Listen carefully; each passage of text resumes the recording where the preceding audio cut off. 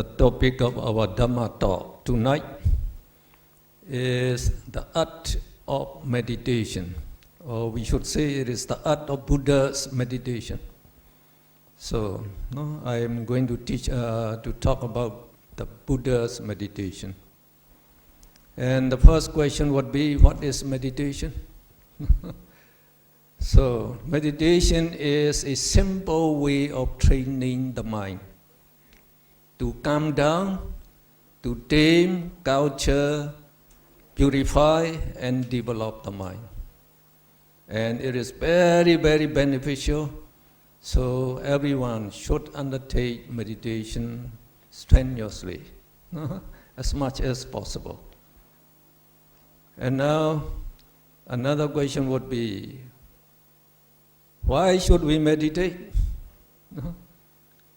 So now if you know the essential teachings of all the Buddha, the essential teaching of our Buddha is to develop morality, sila, concentration, samadhi, and wisdom, panya. So just this threefold training. So by doing this full training, you developed moral minds by many billions every second. So you get moral minds, produce moral karma in our mental stream. So these karma, the moral karmas, they are our real possession. They will follow us life after life, but they cannot be detected by science. But according to the teaching of the Buddha, so he could see this karma very clearly. And he shows the way that how you can see them also. And you can also know the karma, how karma bears result in meditation. So the beauty of the teaching of the Buddha is every teaching of the Buddha are natural reality, natural truth. And they can be verified by your own wisdom. So when we say the wisdom, you have to see it by your direct knowledge, that is by your wisdom mind. You can see them by your wisdom mind. So the Buddha, he gave this advice is the reason for this is to eliminate all defilements totally from our mind. So, these defilements, of course, we should know them because they are the cause of all evil actions in the whole world and the cause of suffering in all the living beings. We should know them. These are the cause. So there are 10 defilements. Even if you don't know 10 defilements, you should know at least 3 leaders of these defilements. So we call greed, anger, and ignorance.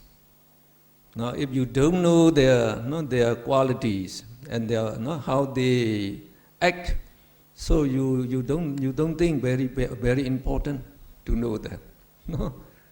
So when the Buddha say, this ignorance we call moha in Pali, and the Buddha also call it avijja, because it blinds our mind. It blinds our mind so that we are in darkness. We cannot see the true nature of sense objects. So we think living beings really exist. So I exist, you exist, that's what we think.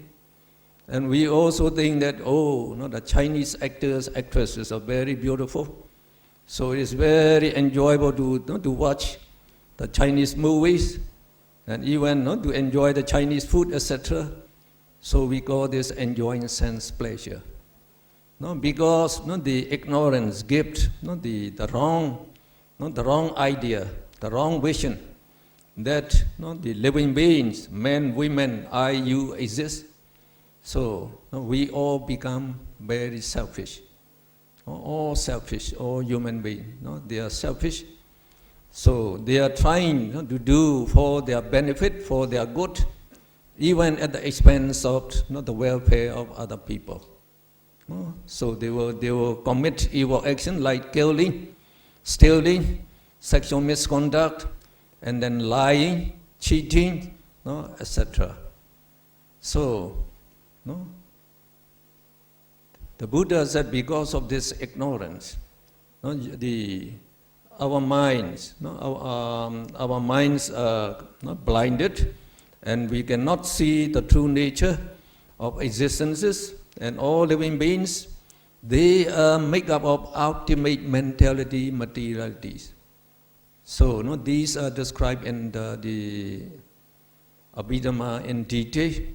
Like, you know, in the body can be analyzed by the Buddha, no, into ultimate materialities, which are smaller than the subatomic particles we call electron, proton, and neutron. No, so in science, know that, no, our body is made up of atoms. Atoms are only made up of electron, proton, and neutron. So according to science, every living being, we are just made up of electron, proton, and neutron.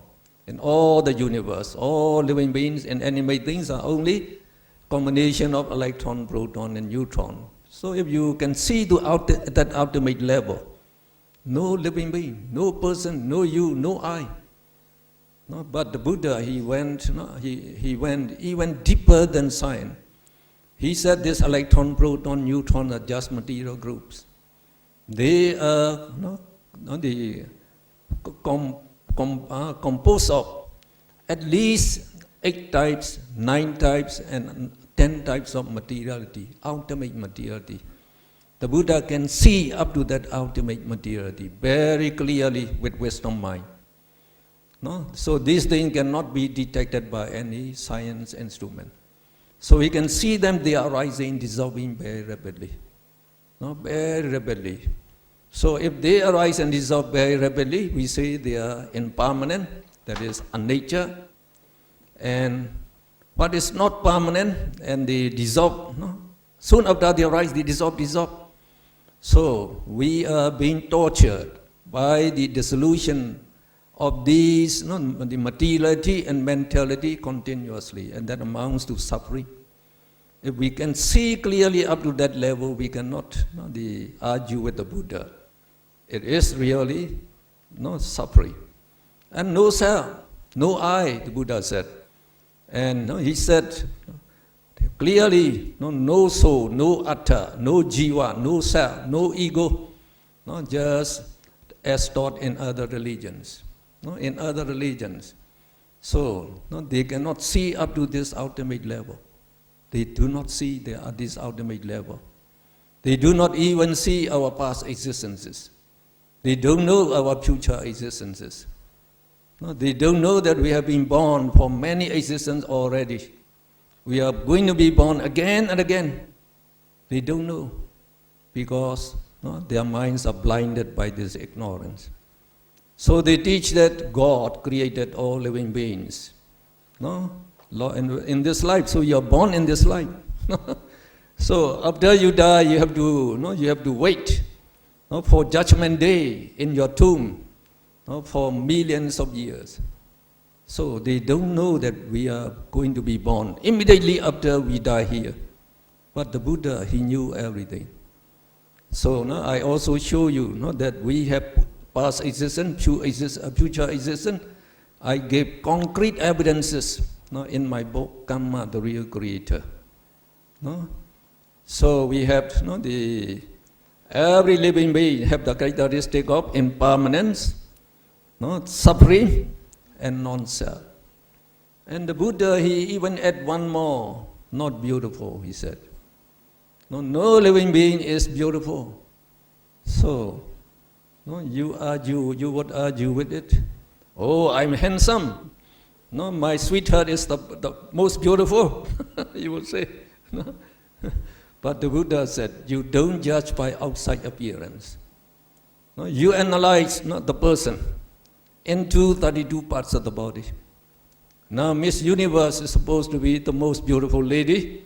Now, if you analyze her into head hair, body hair, the nails, the teeth, the skin, and then the flesh, the bones, and the arteries, the sinews, and then the heart, the liver, the intestines, and then feces, pus, blood, urine, etc. 32 parts. And examine each part. Now closely, the Buddha said, which one is beautiful? No one is beautiful. No part is beautiful. Totally disgusting. And the Western, the learned people, they say beauty is skin deep. That's very correct. So if you peel up the skin of the outer skin of Miss Universe, it amounts to only one handful, smeared with blood, and then with fishy smell, very bad smell. Now you try to give it to the gentleman who praised the Miss Universe. This is the beauty of Miss Universe. We are going to give you free of charge. Who would like to get it? Nobody would take it because totally disgusting. So these 4 characteristics, they are the reality. The reality is common characteristic of all living beings. In meditation, we have to meditate on these 4 characteristics again and again to make them very distinct and clear. Now, when the ignorance blinds us, we don't see this because we cannot see the ultimate mentality, materiality. Like in the case of the Buddha, the mind. He analyzed the mind into consciousness and 52 types of mental factors. So we are having different states of the mind because of these different combinations of consciousness and mental factors. Now you are all, you look very, very, happy at present. You are even smiling. But as soon as I come to you and knock your head, what happened? You will become very angry. Why do you do that? So you become angry. Where does that anger comes from? So it always lies latent in your mind. Latent in your mind. So anger arises. So this anger, because of anger, you get angry. And the Buddha said at that time, anger-rooted minds are arising by billions. So, the consciousness mental factor that we call the mind, they arise and dissolve very rapidly. Very rapidly. So, at the rate of more than 1,000 billion, even in one snap of the hand. So amazing. Science do not know the mind. Science do not know the mind. I'm a scientist. I got my doctorate degree, the highest degree in science from the United States, from a very the big University of Illinois in the United States. So I know what science is. So science do not know the mind. And the mind is the most important force in the whole world. So in Abhidhamma, the Buddha described very clearly, the mind controls our thoughts, our speeches, all our actions. So it also controls all our success and failure in life, our happiness and sorrow, our richness or the poverty, even our fates and destiny are controlled by the mind, not by almighty gods, according to the teaching of the Buddha. You can guide your, you can control, we say indirectly, your fate and destiny by following the teachings of the Buddha. So now, as the mind is blinded, we see the opposite thing. We see, oh, I exist, you exist, and to be a human being, enjoying all those sense pleasure is very blissful. Not suffering within is blissful. And then we say, I, you, really exist. And then we are handsome and beautiful. We take the opposite thing. And because of that, the people are only enjoying sense pleasure. So when you think those actors and actresses are very beautiful and handsome, when you watch their actions, then you get pleasant feeling, and that develops joy and happiness. We call this sense pleasure. They are just momentary. The pleasant feeling and the happiness, they arise and dissolve. They arise and dissolve. So actually, the Buddha said, is a form of suffering that we don't know. So as soon as after they arise, they dissolve, then you become attached to it, craving for it. wanting some more. So this craving, desire to get it, burns your mind, burns your mind. So, because of that, we say this: the greed, becomes very active. So, greed has the characteristic of craving and attachment. Craves for all these, the sense of pleasure, and it influences your mind all the time, all the time. So to desire for that, to desire for that, to desire for that. As soon as you get one thing that you desire, so this greed, develop many new desires, many new desires. You can never gratify this, the desire of the greed. So the Buddha said, if you don't get what you want, it amounts to suffering. It amounts to suffering. Even when you get your great wealth and you get like the very big houses and very beautiful cars, so you are attached to them. And because of this attachment, you have to worry all the time for their safety. No, you are attached to your family members and you have to worry for their safety, for their welfare. So if something happened to them, what happened? You get great suffering. So the lovers, when they fell in love, they say, oh, love is very splendid. Like Romeo and Juliet in Shakespeare's play, they say, when these young people, when they fell in love, they say, love is a many splendid thing, they say. But their parents disagree to to be together, so they were separated. And then they get great suffering. And finally, they committed suicide. Many people are committing suicide. Wonderful, just like Marilyn Monroe.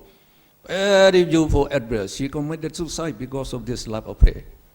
So this love, we are loving each other even with this craving, love, greed. When we attach to it with greed. When you don't get it, it turns into anger and hatred. So it burns you. It burns you. So, many billionaires are also committing suicide recently in the economic depression because they lost billions of dollars when the price of stocks and shares went down.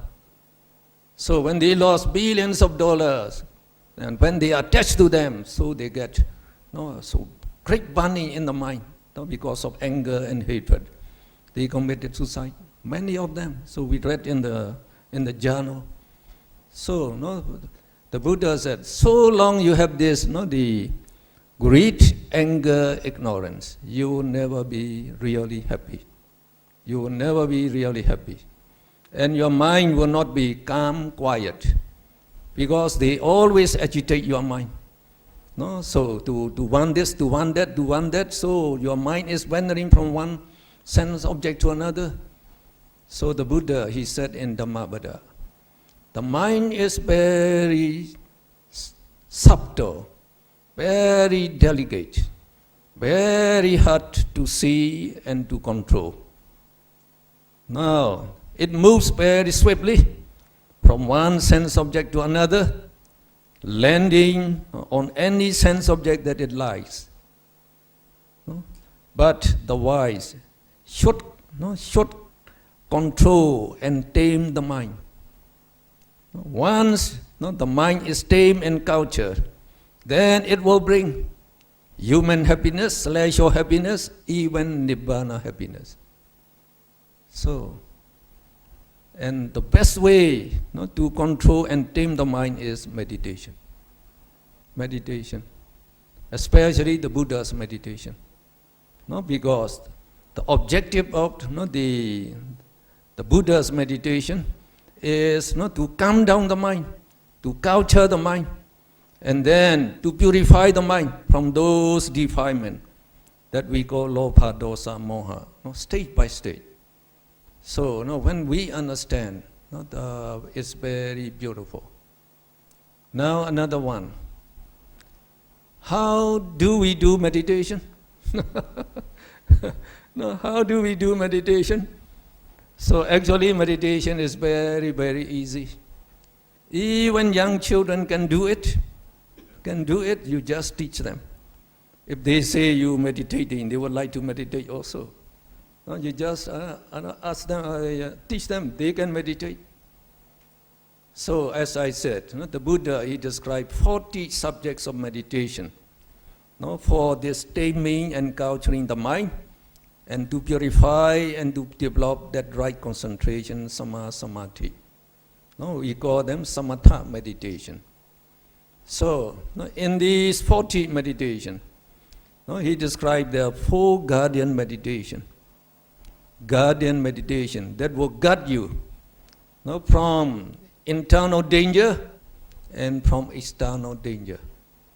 So what are the internal danger? So you should know them. They are that greed, anger, ignorance, and their defilement, other defilement. So they are your greatest enemies. So they, like ignorance give you the illusion that sense pleasure is very enjoyable. So many people were just trying to walk throughout their life to get money, to accumulate money, because they think this money can buy the sensual pleasure. So then they will be happy by getting this money. So however much money they get, they are not happy. Those billionaires are not as happy as we are. As we are. As we are actually. Now as when they lost in the stock and share, they were very, very unhappy people. Unhappy people. So we are in the elusive world, just trying to enjoy sense pleasure. And you don't get real happiness, because you get only momentary happiness by enjoying sense pleasure. So as soon as this movie that you like finish, then nothing remains in you. Just the desire to see some more movie. I will see tomorrow again. So just developing more desire and more desire. So we are always in the illusion. Now the Buddha, he described among these the 4 guardian meditation.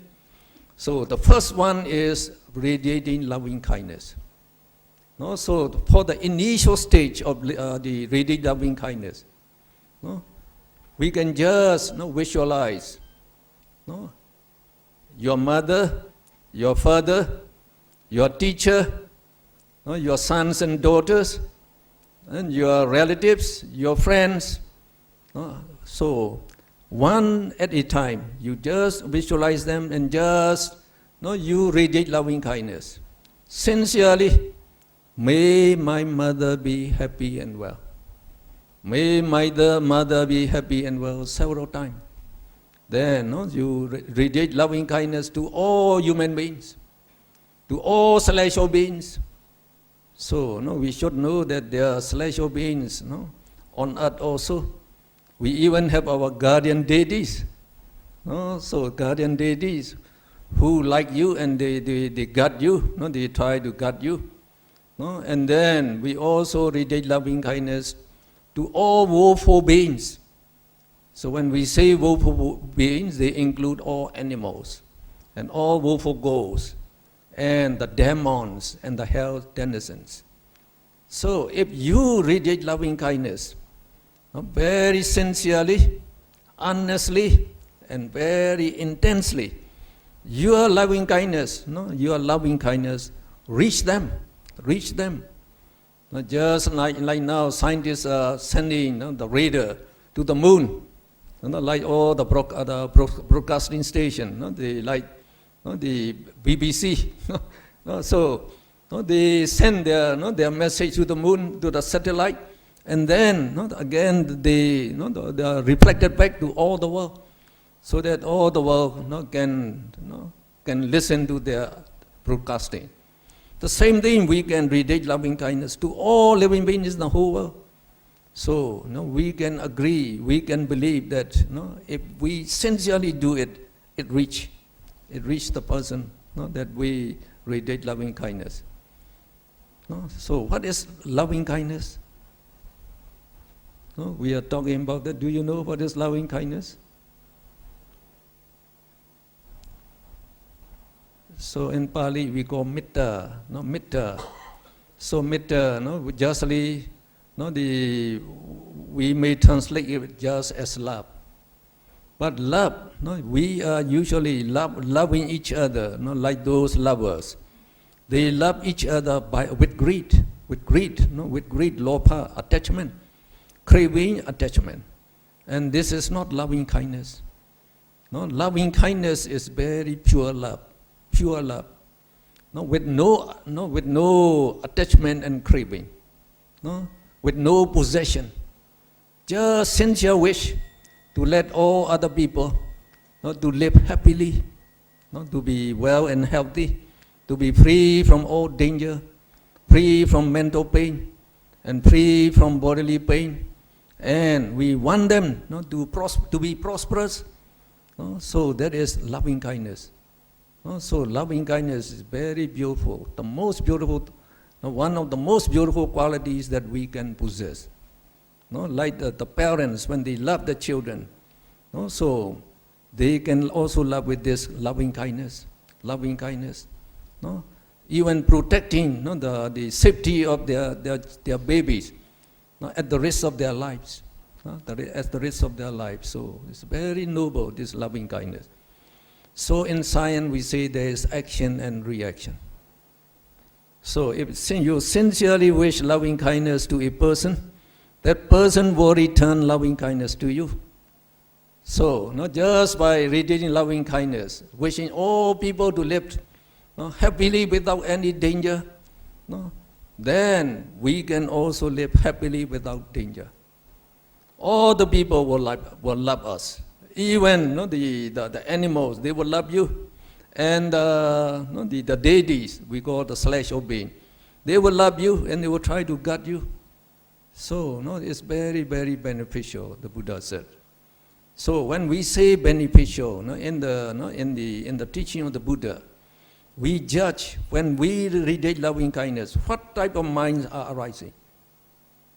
So if you are having greed, anger, the ignorance, we say immoral minds will arise. Immoral minds will arise. So these are immoral roots. They are the roots of immoral minds. Immoral means unwholesome. Unwholesome. So we perform all evil actions by immoral mind. All evil actions are performed by immoral mind. So that means, when you perform an evil action, it will cause harm to someone. And then it will bring bad result to you and to others. So, the Buddha said, don't perform evil action. Don't perform evil action. So, not to perform evil action, we have to control so that these immoral minds do not arise in us. Do not arise in us. So if just radiating loving kindness is one of the best way to live mindfully. So we say it is an art of living happily and very beneficially. Because when we are reading loving kindness, so that loving kindness is called adosa. So the evil roots are lobha, dosa, moha. So when you wish all other people to be happy and well, that means loving kindness is against the opposite of anger and hatred. So we call it, the loving kindness is adosa. And also when we radiate loving kindness, so when we develop living kindness, we don't cause harm to any living beings. Even when the mosquito bite you, we don't smash them. We let them go because we develop loving kindness even to animals. We don't kill them. So if you don't kill them, that means you give their life to them to live happily. So it also means the greatest donation, almsgiving, we say. In almsgiving, you are just donating some of your property, your money. But here you are donating their lives. So the Buddha said it is Mahadhana. Mahadhana, no? When we observe moral precept and undertake meditation, it is also, no, we have this good root, Alopa, Dosa, and Moha. Moha is wisdom. No, we have the wisdom.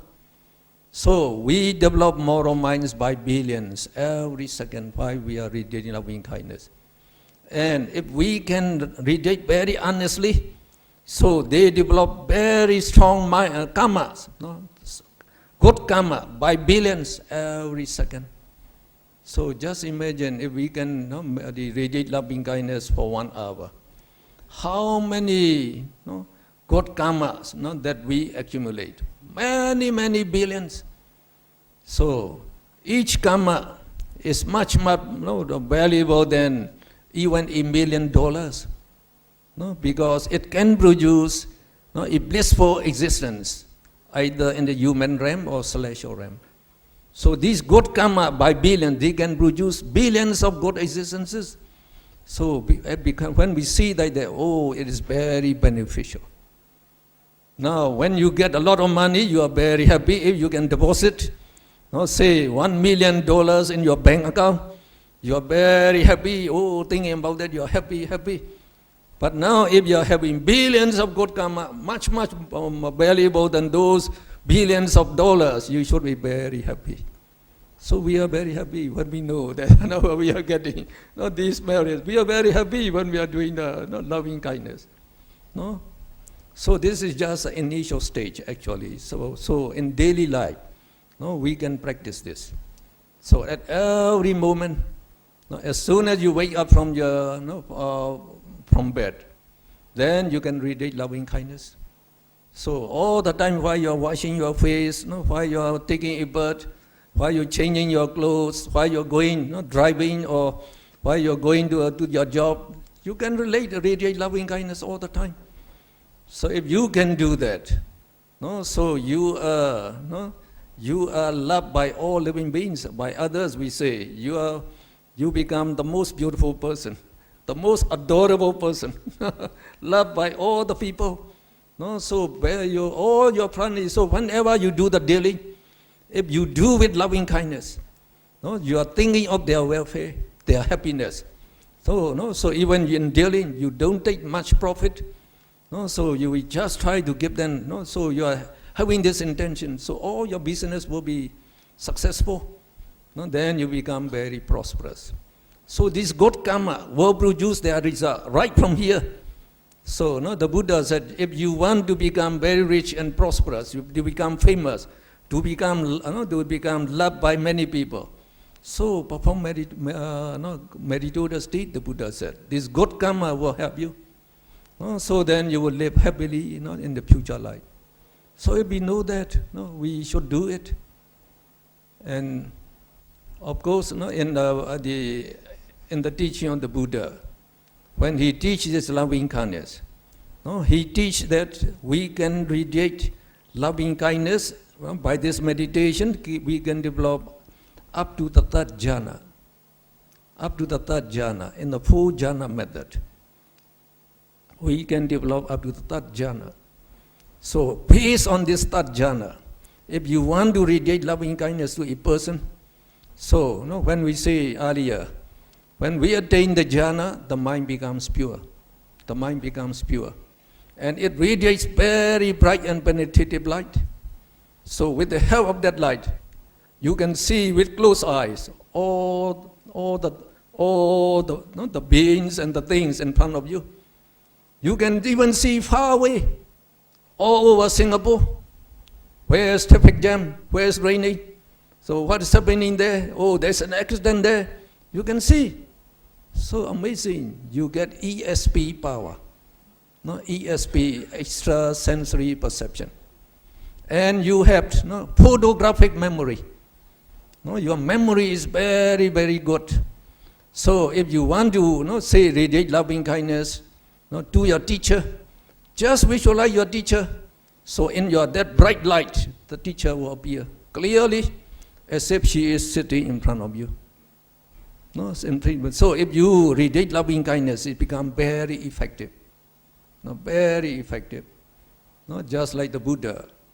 No, when Devadatta tried to kill the Buddha, so no, he made that the Nalagiri elephant, the Greek elephant, so give the elephant many the alcoholic drinks, whiskey, and then drive the elephant to kill the Buddha.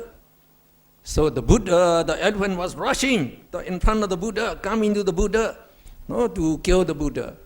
So as soon as the Buddha, the radiate loving kindness, it stopped. It stopped, and then it paid homage to the Buddha and it turned away. So the Buddha, he conquered all the enemies with loving kindness, with loving kindness. So. And now in Myanmar we have one elder monk, very well known, and he is almost, we say, world famous, because he is also he appeared in that book. What do they call it? Guinness book or something like that, which describe all the strange things in the world. So he was included there. So his name is the Venerable Uttama Sara. He was a mountain missionary monk. So he went to the frontier, the state we call the Chin state, at the border, near the border of India and Myanmar, the border of India and Myanmar. So he lived on a mountain 7,000 feet high. And then it was among the forests that his monastery. So he tried to attend to the villages, the villagers that were around there. So the villagers, if they have any the problem, difficulty, they would come. They would come to ask help from him, and he would go. For example, the one man would come just like at midnight. One day, my wife cannot deliver the child. She was weeping, crying, please help me. So he would follow. He would follow. And he didn't take the light, the torch, no torch. No, he just went travel through those forests by the moonlight or the starlight. So when he got to that house, so he would not go into their house. He would just stay outside the house. So he would ask the man, you bring me some drinking water, a glass of drinking water. So then he will radiate loving kindness. And then he will recite the attributes of the Buddha. And then the most important one is Angulimala Parita. Angulimala Parita. You know Angulimala? You remember? So the man who killed more than 1,000 people just to cut their 4 fingers to offer to his teacher. Because his teacher was a famous professor, and he was the top student among the students, and other students became jealous of him. So they slandered. So they said, the teacher's wife was very close with this student. So the teacher, he became suspect. He developed suspect against him. So he told this student, I will teach you all my knowledge to you. You offer me 1,000 fingers of human being. So at that time he didn't know the teaching of the Buddha. So he didn't know. So he went to the forest and waited there. So when the people come, he would chase them. He would cut their fingers, and some they even killed many people. So the Buddha tamed him. The Buddha tamed him. Finally, he got 999 fingers, only one more needed. So whoever comes, I will kill and take the finger. His mother came to the forest. His mother came to the forest because she knew, she had the news. Oh, King Kosala was arranging an army to come and catch him and kill him. So as the mother, no, so to tell his son to run away, so she came. And even when she saw the mother, she said, I will cut mother's finger. And he was about to chase his mother. Then the Buddha appeared immediately between the two. So he said, I will chase this monk. So he could run very fast. He's very strong. This Angulimala. But however fast he ran, the distance between him and the Buddha was only that much. Because the Buddha, he has supernormal power. So when he became exhausted, he shouted, the monk, you stop. So the Buddha said, I stop. Only you are running. Why did you tell Eli, as a monk? I cannot even chase you. You are moving so fast. He said, well, I have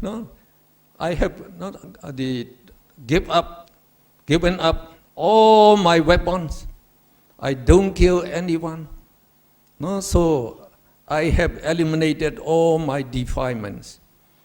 So this is my last existence. So that means I stop. You are killing the people, and you are developing bad karma by many billion. You will be suffer in the woeful state for many existences. So I said, you are running. Then he understood, oh, it was the Buddha. Only then he knew it was the Buddha. He threw away his sword, and he knelt in front of the Buddha. So he asked for forgiveness, and he asked the Buddha to ordain him as a monk. So the Buddha just call him, make him a monk. So and then let him practice, teach him meditation. Then he became a Arahat. Angulimala. So he was not an ordinary person. That is why he topped in his class.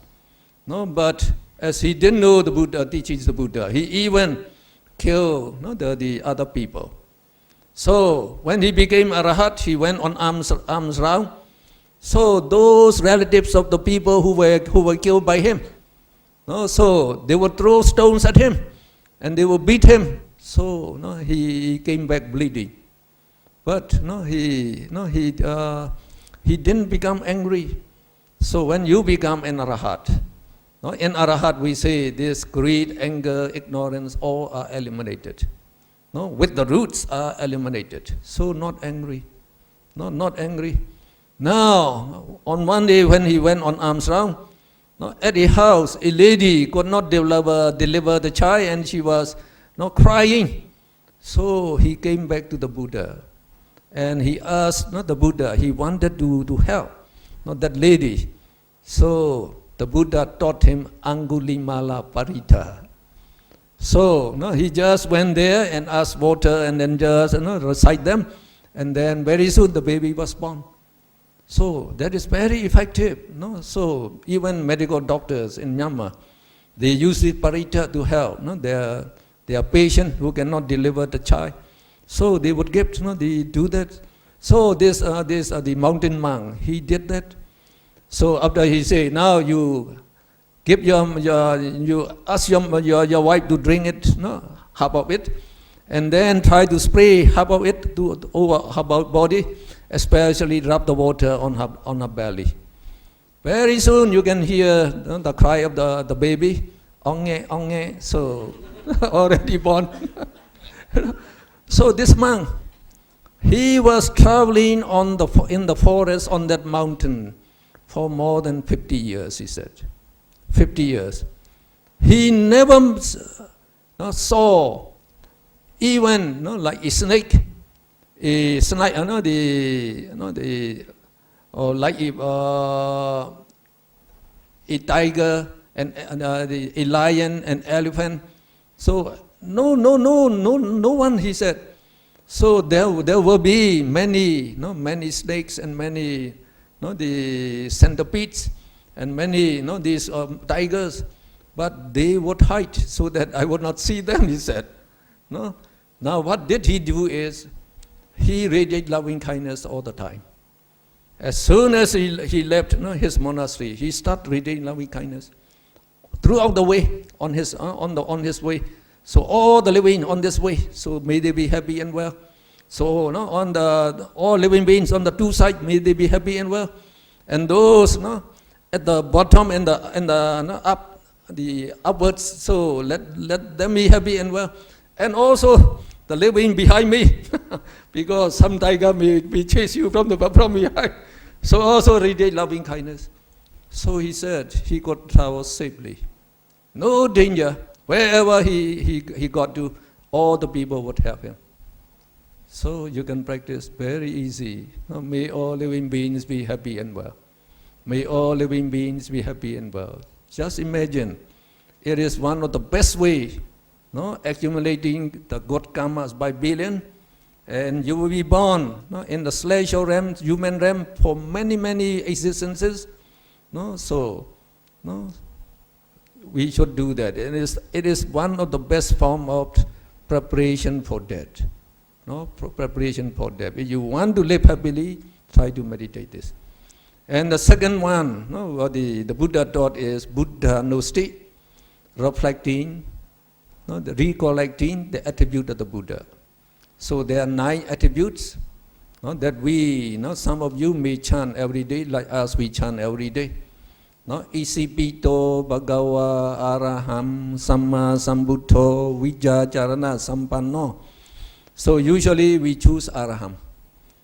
So at home, while you pay homage to the Buddha of the same prayers, so you should undertake this Buddha Nusti about 10 minutes. You can look at the Buddha, the Buddha statue. So just regard the Buddha statue as the real Buddha. So remember in our Theravada Buddhism, when we pay homage to the pagoda or to the statue of the Buddha, we assume the statue to be real Buddha, So we recollect the attribute of the Buddha. So by looking at the Buddha and recollect the attribute, you can focus better, and you can develop reverence to the Buddha while you are recollecting Araham, Araham. So just by recollecting Araham, Araham, you should also understand the meaning. So by Araham, it means the Buddha, he destroyed all defilements. So his mind is the purest. So when your mind becomes the purest, you become the noblest. So the noblest. In order to eliminate this all defilement, so he also developed this morality, sila, concentration, samadhi, and wisdom, panya, to the highest level. Nobody can compete with him. And he really attained, we call omniscient wisdom, sabbinyutta jnana, that knows everything. That's correct, because all his teaching are not known by even philosophers, psychologists, scientists, etc. So the Buddha said, these are the truth. He even showed, he even taught meditation. That is the practical aspect of his teaching. So by meditation, you can verify, you can develop the jhana. You get that, even develop supernormal power. And then you can undertake vipassana meditation. Then you can attain enlightenment just like the Buddha, and you can become arahat in this. So when you can eliminate all this lobha, dosa, moha, you are the happiest man, the noblest man. In the case of the Buddha, as his sila, samadhi, panya, the highest also, he is the noblest. So we say Araham, he is the noblest and most worthy of veneration. You just understand this much. So Araham, the Buddha is the noblest and most worthy of veneration. Just you recollect Araham, Araham. So at your house you can look at the Buddha's image. So while you are walking or traveling, then we just visualize the Buddha. They just recollect Araham, Araham. So we pay attention to that Araham actually. The visualizing the Buddha is just to help us, so that we can concentrate better on the Buddha's attributes. So if you are not wearing Araham, Araham is very good. So even you are driving, if you are doing Araham, Araham, you are getting the good merits by many billions, as I said. And you will be saved, very saved. You will be guided by by your this good virtue, the good karma that you develop. So again, so the Buddha is really the noblest person. So just by the paying homage to the Buddha and revering the Buddha, worshipping the Buddha, we are well protected from all dangers. From all dangers. The worst danger is to be born in the woeful state. So the people didn't know.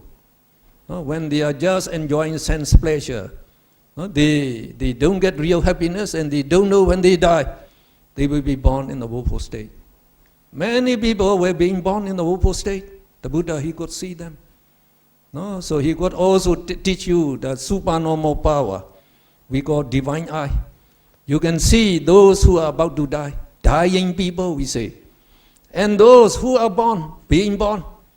So, and then you can see these people, when they die, where they are born. And then, what are the karma? So, that give rise to each existence. They can also know all these things. Okay, we say, why you are recollecting Araham? We are permeating our mind and body with the attribute of the Buddha. So, when the virtue or the attributes of the Buddha, they exist in our body and mind become also noble. So when become very noble, all those woeful ghosts and woeful, the wild animals, all these, they cannot give you, cannot do harm to you. So you're well protected. So even your body become noble, and other people should even pay respect to you, to your body and mind, because they are very noble. Very noble. And you have the feeling that you are living with the Buddha. So you don't perform evil deeds anymore. So again, I said it is a very good way of preparing for our death. It's very important to prepare for our death, remember. So, just for living, we are walking the whole life. So, not to be alive is just important for this life only. But to live blissfully for many future existences, that is more important. So, we should develop the moral minds and the moral karma as much as possible. Now, during the time of the Buddha, there were two boys. So they were playing marbles. So one boy always win, and the other boy always lost. So he asked, so the other boy, why do you win whenever you play? Well, whenever I'm going to throw my marble, I always recite Namo Buddhassa. Namo Buddhassa means, I the respect the Buddha, I pay homage to the Buddha. But nowadays you can say Namo Buddhaya, the same thing, it means the same thing, Namo Buddhassa. Well, if you want to win, you also recite like me. So the other boy, he wanted to win. So he also keep reciting Namo Buddhassa, Namo Buddhassa. Most of the time he reciting. So one day his father took him along to the forest to cut the wood. So and then he put on the wood on his bullock cart, and they came back. So when they came near the gate of the Rajagraha city, so the man, he said, I better give rest. I better rest the oxen. So he stopped the cart and he freed the two oxen from the cart so that they can eat the grass. Now at the evening, at about sunset, so the cowherds usually they bring back their cattle. That they let the cattle they eat grass outside the city. Now they are taking this cattle back into the city. They are driving them back. So these two oxen, they also follow this group of oxen, and they went into the city.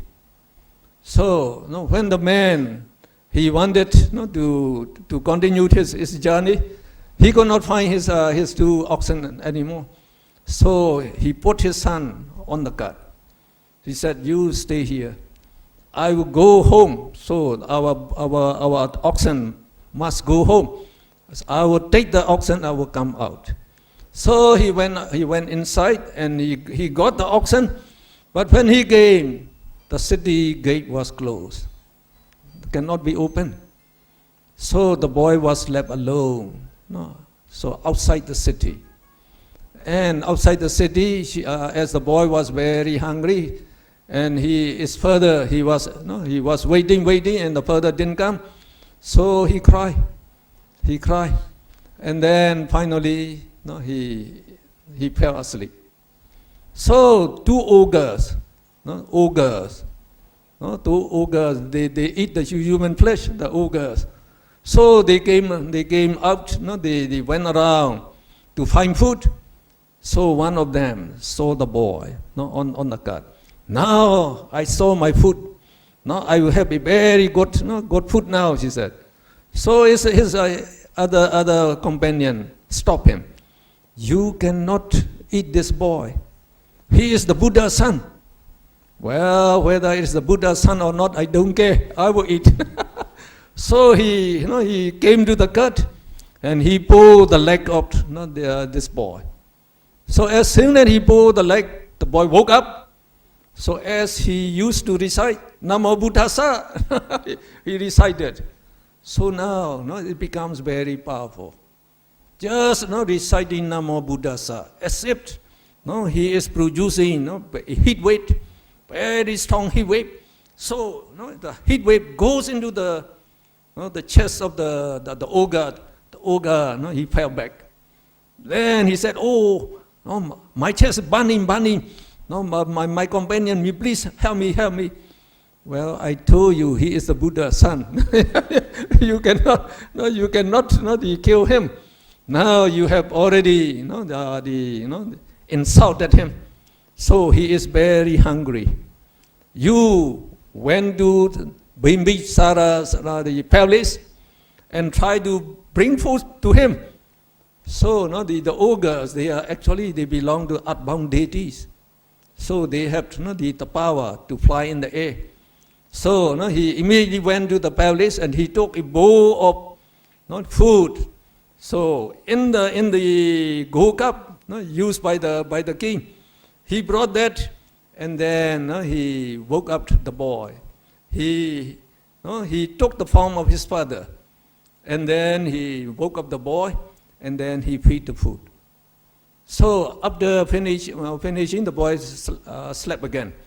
So that good ogre, he made inscription on the cup. So not just saying that this cup is brought by us, brought by us, not by the boy. So in the morning, as this gold cup to give food to the king was missing, so they were looking for it, trying to look for it all over the city. And when they could not see, they came out the city and they found on the cart of this boy. So they said, "This boy stole this cup." So they took the cup and the boy and took them to the king. So when the king, when he saw, we sent the boy. How can this boy, just about 6 years old, how could he stole the gold cup from my palace? That cannot be, he said. So then he tried to examine the gold cup. He saw the inscription there, the inscription written by that the ogre. As he cannot understand the meaning, he went to the Buddha. So the Buddha told him the story. And then the king, he was very delighted. So he gave a lot of present, that is money, to this boy and his father.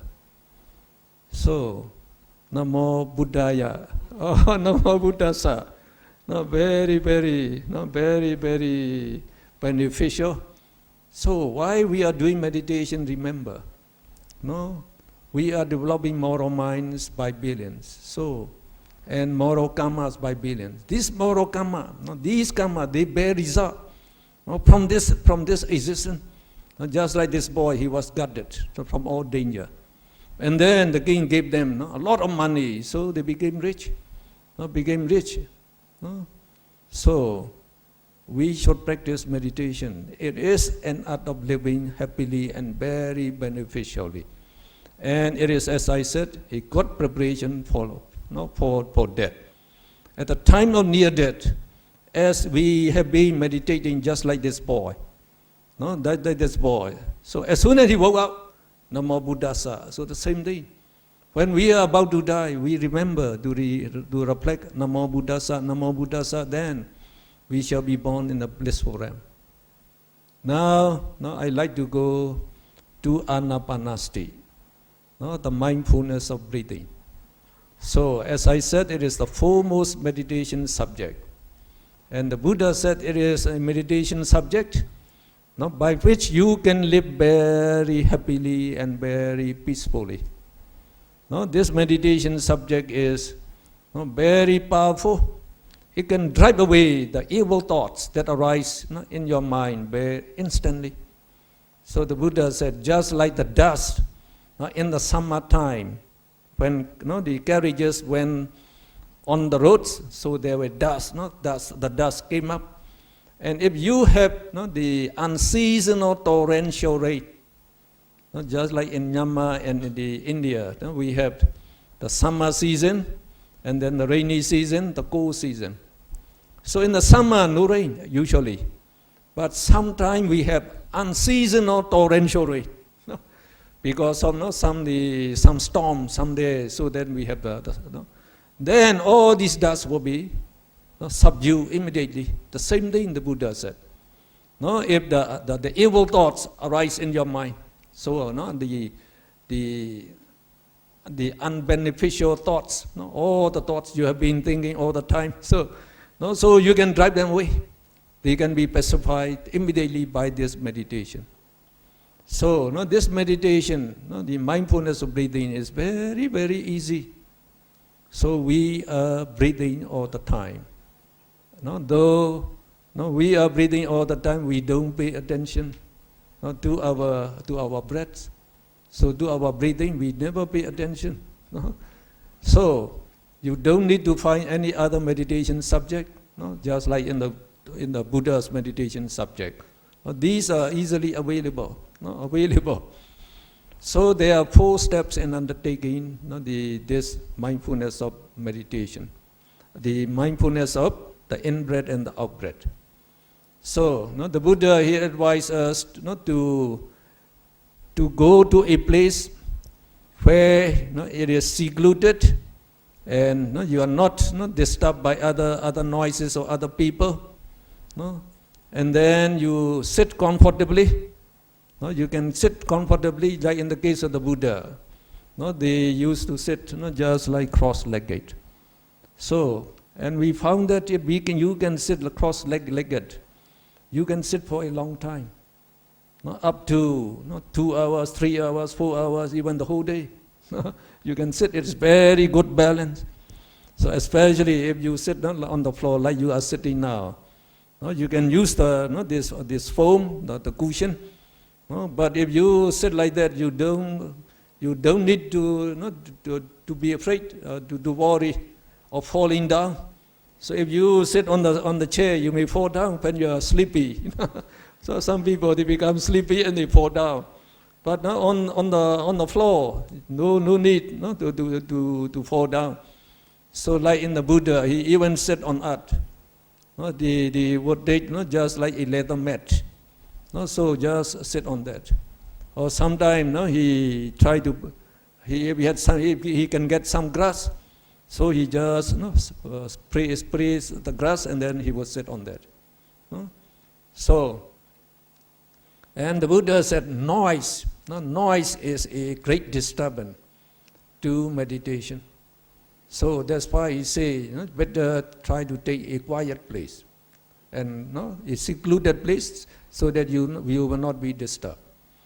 Then after you sit the cross-legged like the Buddha, so we can put no, our right leg on the left leg, and then our hand also we can put, no, like here, like this on the thigh, or just like the Buddha, he did it, no, we put like this, no, so, and then keep your, no, your body and head erect, no, so don't bend it. So by keep it erect, no, you can breathe, no, better, so you get greater amount of oxygen for good health, no. But though we say, you keep your body and head erect, so, no, so don't stiff your muscle, relax all your muscle. Everything should be, relaxed and comfortable. Then it is better to close our eyes, in meditation, because we are trying to be aware of the in-breath and the out-breath, by our mind, not by the eye. We cannot see the in-breath and the out-breath. So in this case, we don't need to open our eyes. So there's the Buddha gave an example. If, say, an alligator went into an anthill, then if you want to catch this alligator, if there are several holes, you have to close all the other holes. Just open one hole, then you beat the anthill. You make the sound so the alligator would come out from this only hole, then you can catch it. So the same thing, we have 6 sense doors, where 6 sense objects are coming in. So they are the eye door, the ear door, the nose door, the tongue door, the body door, and the mind door. So we close those 5 doors, open only the mind door. Only open the mind door. So if you open your eyes, you'll be distracted by the object you're seeing. So also we close our ears. So though there will be noises from far away, so we don't pay attention to them. Don't pay attention to any other thing. So during meditation, you pay attention only to your meditation subject. And now you should know your meditation subject. Some people, though they are doing the mindfulness of breathing, so they do not know that they have to be aware of the in-breath and the out-breath. So some, as they breathe in, they will say Buddha, Buddha, and then Buddha, and some would say Dukkha, Anicca. So if you do that, you are not doing the Anapanasati. So you have to be aware of the in-breath and the out-breath. So the first step, the Buddha said, now you close your eyes and you breathe normally, and you should be mindfully breathing in and breathing out. Then the first step is you have to be aware of the in-breath and the out-breath. You have to know the in-breath and the out-breath. So by the gentle touch, we say, now why we are breathing in, we breathe out, we know we are breathing in, we are breathing out. Then as you know you are breathing in, you are breathing out, try to be aware of the touching point of the in-breath and the out-breath, why you are breathing. So usually why we are breathing with the 2 nostrils, the touch would be around the 2 nostrils. So if one nostril, the touch is more distinct, you better concentrate on that nostril. If they are equally distinct, again you can choose one nostril, whichever one, the right or the left. If you concentrate only on one nostril, so the touch around that nostril will become more distinct. So while you are breathing in, breathing out, try to take notice of the touch. Where is the touch? So if the touch become distinct around the nostril, or the whole of the nostril, you can choose just one point. And better you choose the more distinct point, the more distinct point. So we watch the breath only from that point. Where we breathe in, we have to know the in-breath by the gentle touch at that point. So if the gentle touch is here, while you breathe in, the air goes in, you know it by the gentle touch. When you breathe out again, so the air will touch there and it goes out, and you know the out-breath by the gentle touch again. And so the touch should be at one point. So some people, they say, when I breathe in, the touch is one point. When I breathe out, the touch is another point. Can I do that? No, you should not do that.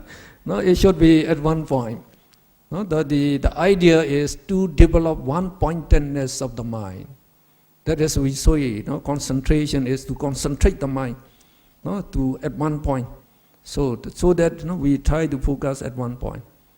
And some people, especially when they have the short nose, the touch may be distinct at the upper lip, just below the nostril. So if the touch is outside the nostril, it will even better actually. So wherever it is distinct. So if it is distinct at the upper lip, you just watch the in-breath and out-breath from that point, and try to be aware of the in-breath and the out-breath by the gentle touch. Now some people, they have difficulty to find that this touching point. So when we are breathing very normally, so it is quite the gentle, so the touch may not become distinct immediately. So in that case, you have to be patient. Just now as you breathe in, you know you are breathing in. The in-breath goes into your nostrils. When you go breathe out, the out-breath goes out of the nostril, you know it. So if you are knowing that, it's all right why you are doing that at the beginning. Then why you are not trying to be, why you are aware of the in-breath and out-breath, then try to take notice of the touch, where it is.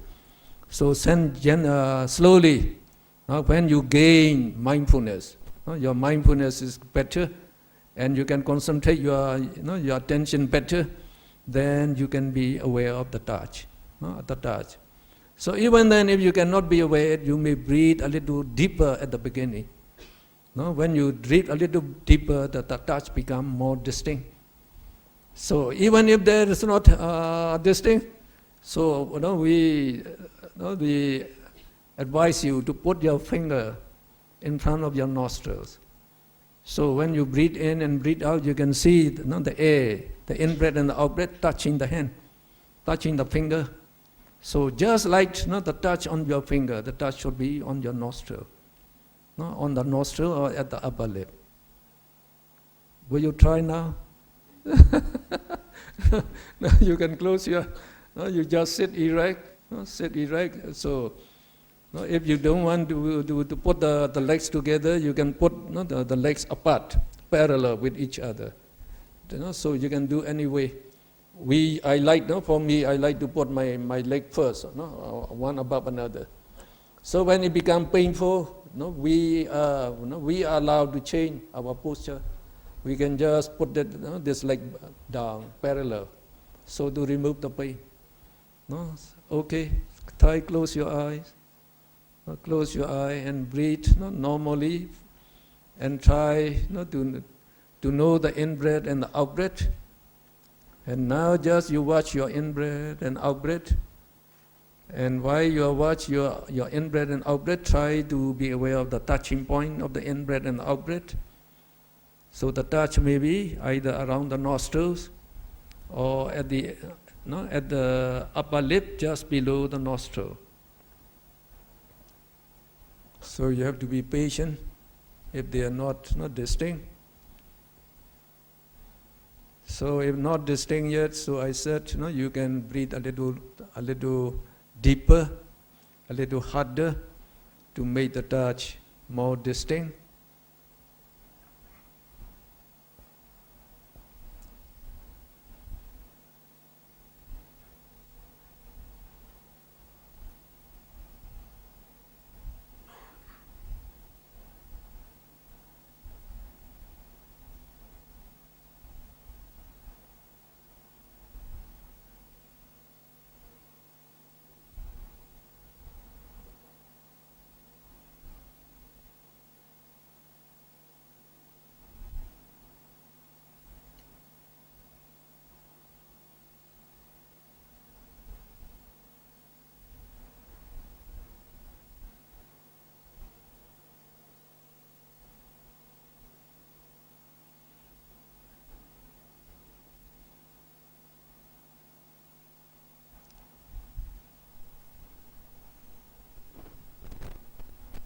When the touch around the nostrils or the upper lip becomes distinct, then try to choose the most distinct point, and then try to be aware of the in-breath and the out-breath by their gentle touch on that point. So we keep our mind all the time at that point, trying to be aware of the in-breath and the out-breath. So remember, our meditation subject is the in-breath and the out-breath. So we have to pay attention only to the in-breath and the out-breath.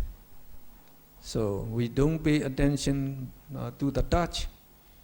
So some people, they say, oh, we should know the touch. So they say we have to know touching, knowing, touching, knowing. So that's not the correct way. It should be only in-breath, out-breath. In-breath, out-breath. We should know the in-breath and the out-breath by the gentle touch. And we don't follow the in-breath inside the nostrils. And we don't follow the out-breath outside the nostril. So we just keep our mind at that touching point all the time. So we don't follow the in-breath and the out-breath. We just take note of the in-breath and the out-breath by the gentle touch at that touching point.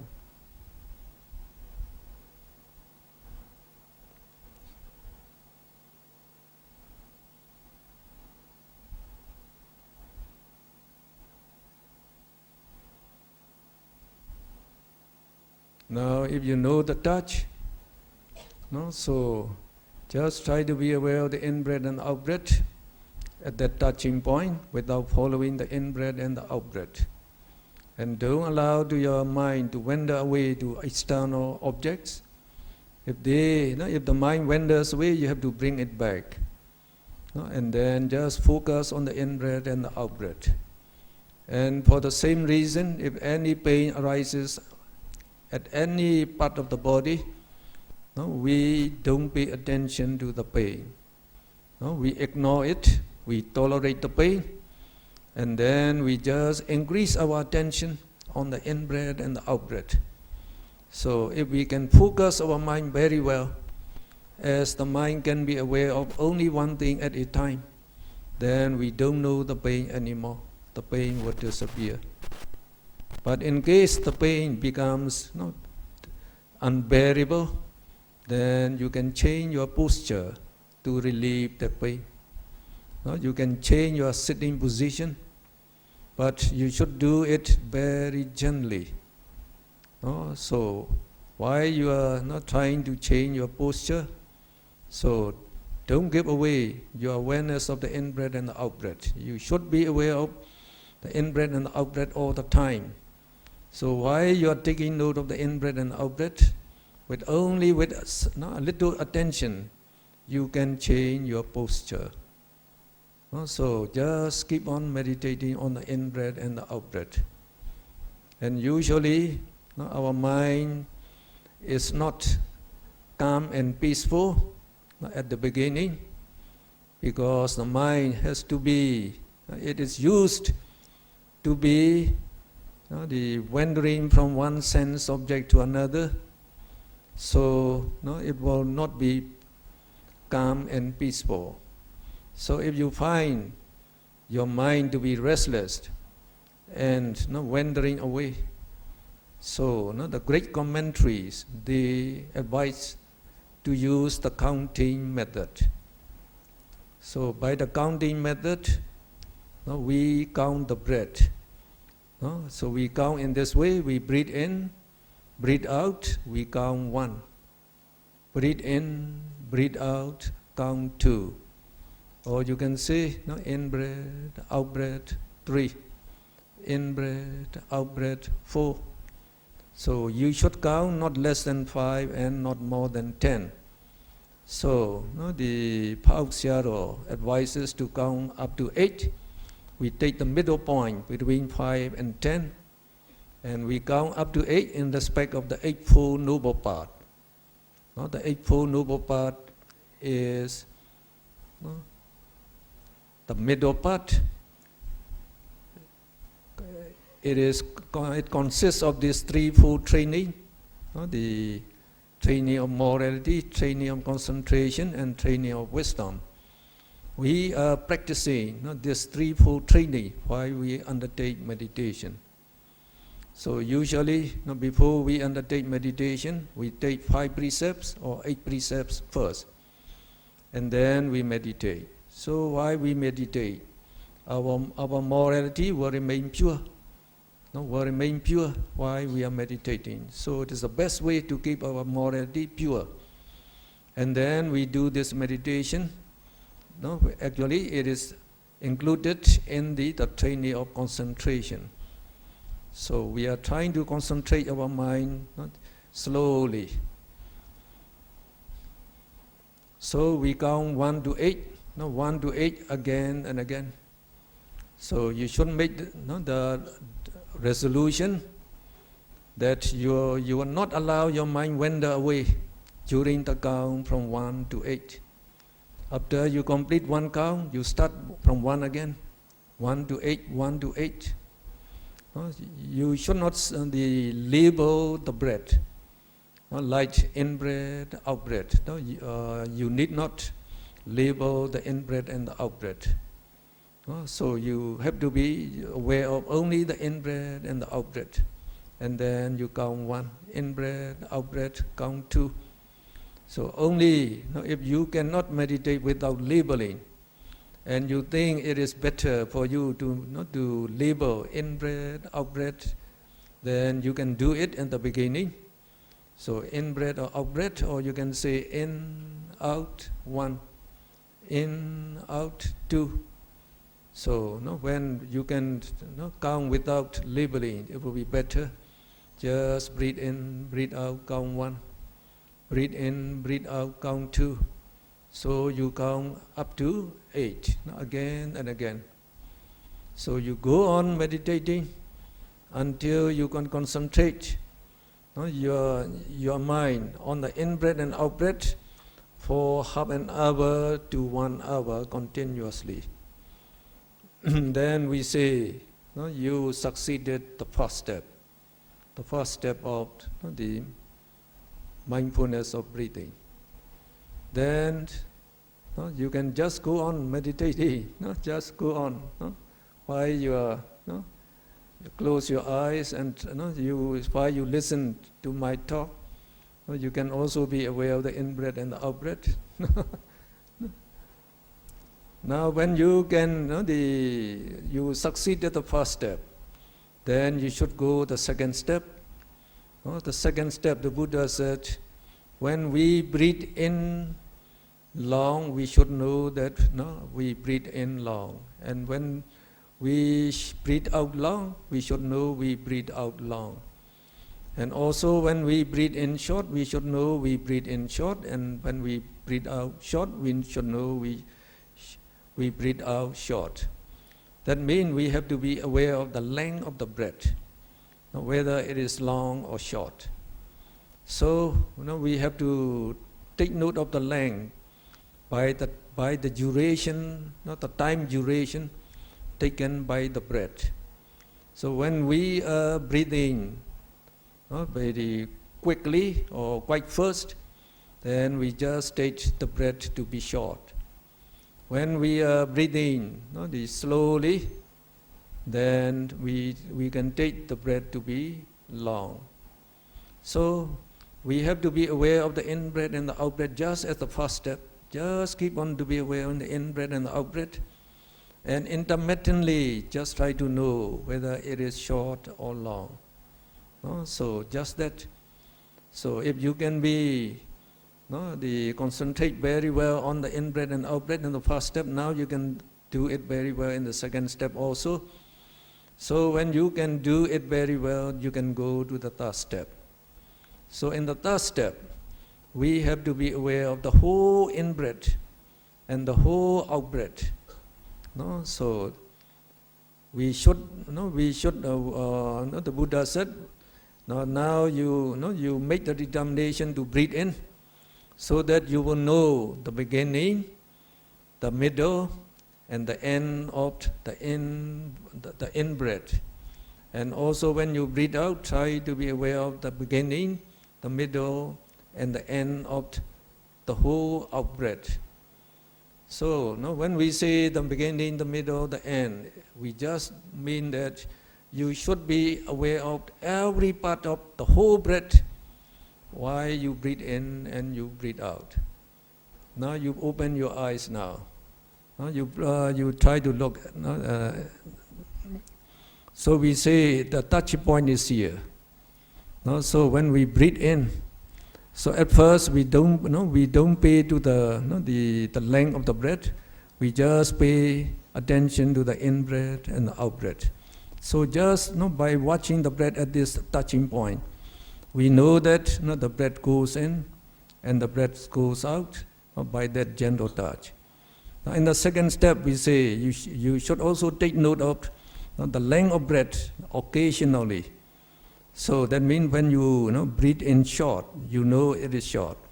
So when you breathe in long, then you know it is long. So we can know it by the duration. So when we are breathing first, we just take it is short, it is just short. So when we are breathing the slowly, then we take the breath to be long. Now in this third step, so we are doing the same thing, trying to be aware of the in-breath and out-breath, but now we increase our mindfulness to be aware of the whole in-breath from the beginning to the end. And then when you come to the end, then the out-breath will start. So again, the out-breath from this point, you are just watching at at the touching point there, then you can see every part of the out-breath that is go out. So try to see every part, that is the whole in-breath and the whole out-breath. So in Visuddhimagga, they give two examples. So one example is the gatekeeper of the city. So this gatekeeper, his duty is to examine the people that arrive at the gate. So he does not examine the people who are coming from outside the gate, or those who have already passed the gate. So these people are not his concern. Only when they come to the gate, he has to examine them. So in the same way, we have to be aware of the in-breath and out-breath only at the touching point. The touching point is our gate, our gate. So try to be aware of the in-breath and out-breath only at the touching point, at the touching point. Now another example is, a man is cutting a log with his saw. This is a saw now. So there is a log. He put it on the ground and then he cut it. So when the man is cutting this log with the saw, where does he concentrate his attention? He will concentrate his attention only at the touching point of the teeth of the saw with the log. He just focused there. So just by focusing there, he could see. So from the focal point is on the log. So the teeth of the breath, the teeth of the saw. As you move it forward, so you can see one tooth after another. They cuts the log. So you can see red, all the teeth of the saw. So when you draw backward, you can also be aware of so every tooth that cuts the saw. So that means you are aware of all the teeth of the saw. So again, when you push the saw to a short distance, you also know it is short. So when you put it to a long distance, you also know it is long. Though we are aware, we are paying attention at the cutting point. We know the other teeth they are approaching, and the teeth of the saw that had already passed the touching point. So we don't pay attention to those who are approaching, the teeth that have passed by. Though we don't pay attention, we are aware. So we just concentrate our attention on that touching point. So in the same way, So you have to be aware of the whole in-breath, the whole out-breath. So you can meditate more mindfully at this step, because you try to increase your mindfulness to be aware of the whole in-breath, every part of the whole in-breath and every part of the whole out-breath. So if you can see the in-breath and the out-breath clearly, so when we say see, you know it clearly. The in-breath goes in, the in-breath goes out, so then you can concentrate very well. Now, the art of meditation says that why we are doing meditation, now trying to be aware of the in-breath and the out-breath, we are developing moral minds. So we can prevent immoral minds from arising. So the immoral minds, they have the roots on greed, anger, and ignorance. So greed, anger, ignorance do not arise. Why we are trying to be aware of the in-breath and the out-breath. So we say, we can prevent immoral minds from arising. Then only moral minds will be arising by many billions, every snap of the hand. So these moral minds, they associate with 5 jhana factors.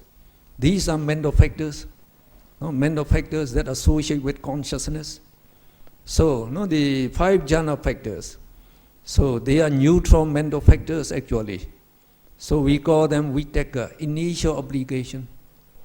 It applies the mind.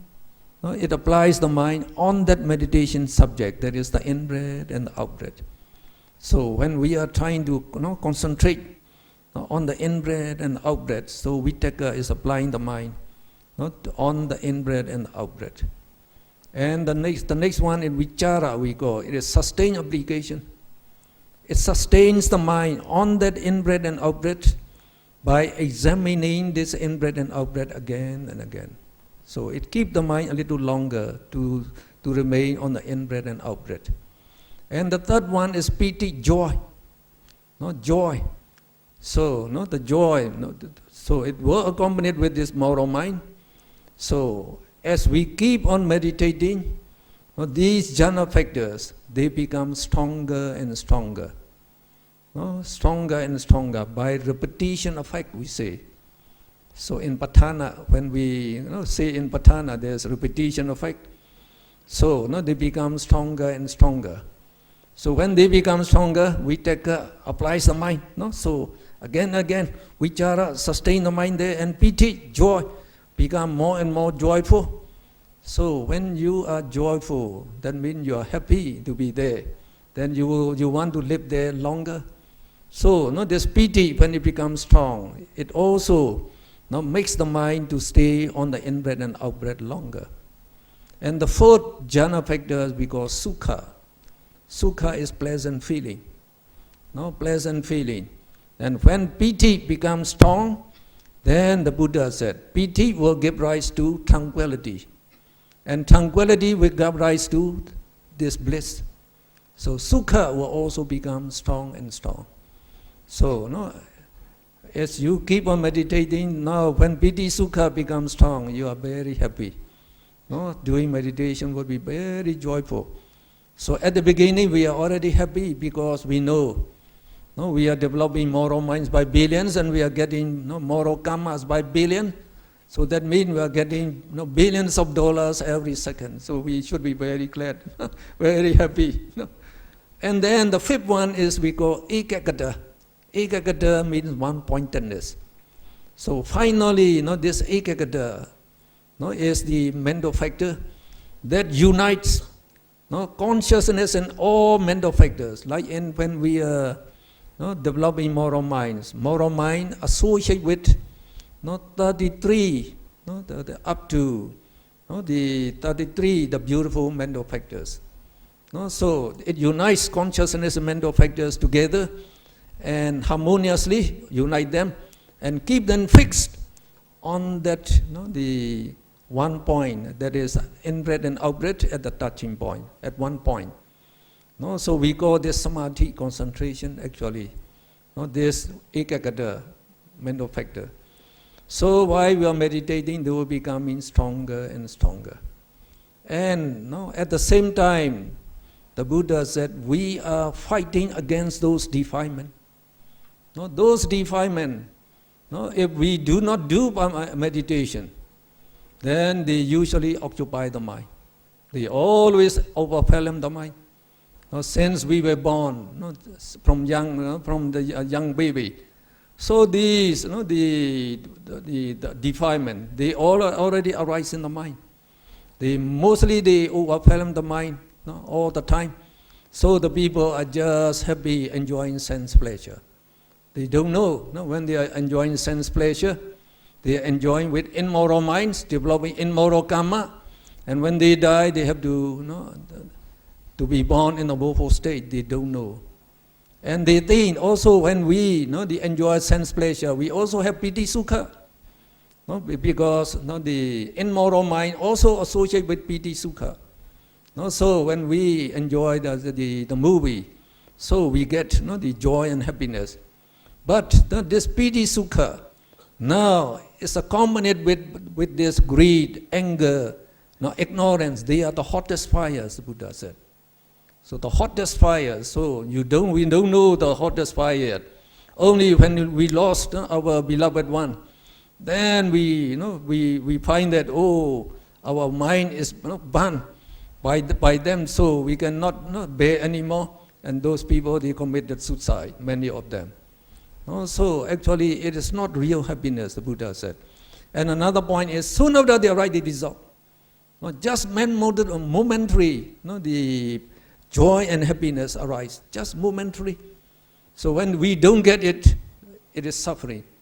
And trying hard to enjoy it again also means suffering. Suffering. So they are not the satisfactory actually. So now when you meditation, when you get piti sukha, then you will find it's very, very joyful. And actually this piti is developed in 5 stages.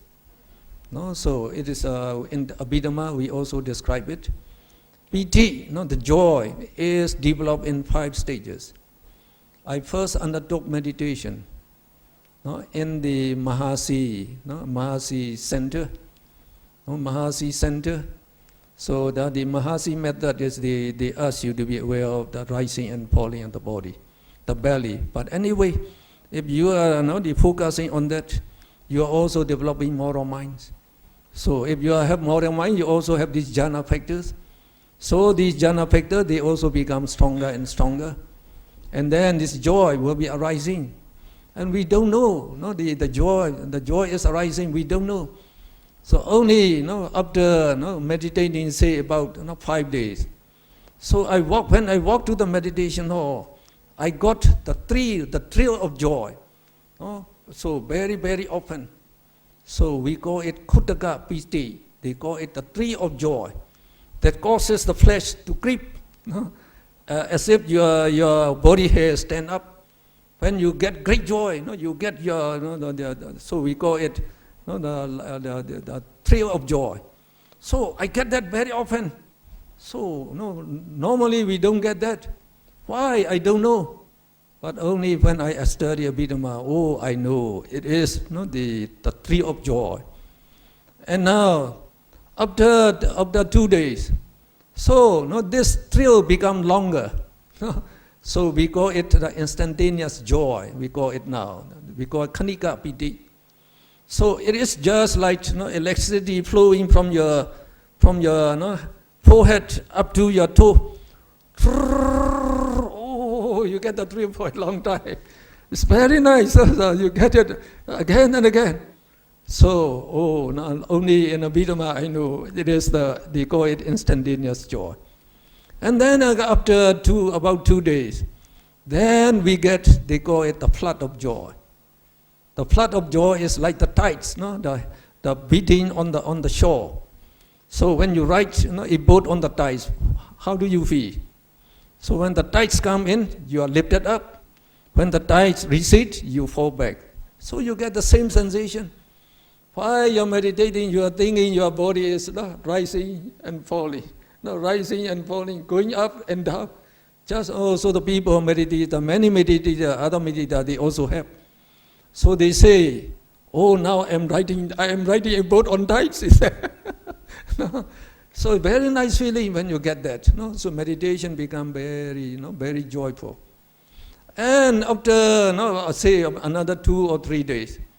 So as soon as I start meditation, I feel that all the body materiality, they dissolve, they disintegrate, disappear. The body disappear. And then I felt that I was lifted up, high to the sky. So you feel you are floating in the blue sky. So very pleasant. Every time you start meditation, you go up again. Just like we first ride the aeroplane.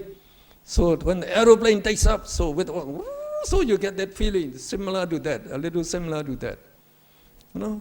So at first it becomes very, very joyful. When it comes so many days, then it becomes the ordinary again. So the joy will not be very strong anyway. And as I got there, this thrill. So the Chamyi Sayadaw told me one day. Chamyi Sayadaw, he is a very well-known meditation teacher. So he said a American university student came to meditate under him. He meditated, and I thought he got the same feeling. The same feeling that his body was lifted up and he was floating. So he told the teacher, "Teacher, now I felt that I was floating in the air, in the sky, floating there, very blissful." So the teacher told him, "That is just the beginning. You don't keep enjoying it. You don't stay there," he said. "You try to be aware of your meditation subject. Try to meditate. You will get greater joy." But every day, day after day, when he reported, he told the teacher, "I'm still floating in the air." "I'm still floating in the air," he said. So the teacher again asked him, "You don't keep on enjoying it. Don't pay attention to it. You just pay attention to your, the rising and falling of the belly." So he told the teacher, "I am already contented, satisfied," he said. Why? Because we American university students, we are very free to enjoy all kinds of sensual pleasure. And finally everything becomes fed up. We are fed up. So that is correct. Because the people, they used to say, "Drink for a day's joy." And for one day's joy, you drink whiskey, beer with your friend. So there you will be happy while you're drinking for the whole day. But the next day you will be hanging, your headache, hanging, you are not happy anymore. And they say, "Marry for a month's happiness." So you get the honeymoon, you will enjoy the happiness for 1 month, he said. Then when you have to struggle for living, then no more happiness. They say, "Marry for a month's happiness," they say. And they say, "Plant a tree for a lifetime happiness." Because when you plant a tree or some flowers, so you're watching the tree growing, the flowers growing, so you're getting joy every day. So they say for a lifetime happiness.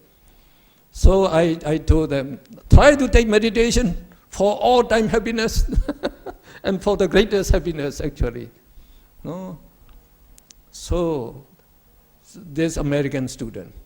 So when we are fed up with all these sense pleasure, we try to find some new excitement, that would give us some excitement, some greater thrill. And we started to take the intoxicating drugs, the drugs. So some try heroin, so very, very powerful. I tried lysergic acid twice. So the weaker form, actually, lysergic acid. Also a drug. Teacher, I try only twice. And when we take the drug, we get similar sensation like I am getting now. We flew up and we forgot everything. All our worries went away. So we feel to be very happy. But, no, the drugs are very expensive, he said. Very expensive. No? And then we know that if we keep on taking, we shall be addicted. Once you are addicted, you are going to the cemetery. No return. No, the river of no return. No return. You will go to the cemetery, and they don't know from the cemetery you have to go to hell. No, you don't go, you don't know that, and we stop doing that. But now, teacher, I get the thrill, the sensation, better than the drug. And I don't have to pay any money. It doesn't cost any money. And no bad side effects. No bad side effects. I'm already happy and satisfied. I will go home. I will go home to America and teach my friends to meditate. So now you can see PT, when it's developed, becomes very, very, very happy. And now when you attain the jhana, that time you will get Parana PT. So the fifth stage of the PT, the joy. So at that time, so they say, just like a great flood, the overflows all the banks and all the rivers. So the joy overflow your body. So you remain very blissful for a long, long time. So actually when we attain the jhana, piti and sukha become very, very strong. So now you can enjoy the bliss, the jhana bliss we call it, which is much, much superior than those sensual pleasure. The happiness you attain there is just a low form of happiness. Now you get real great happiness. And actually, the greatest mundane happiness can be attained by developing this jhana. And now this anapanasati.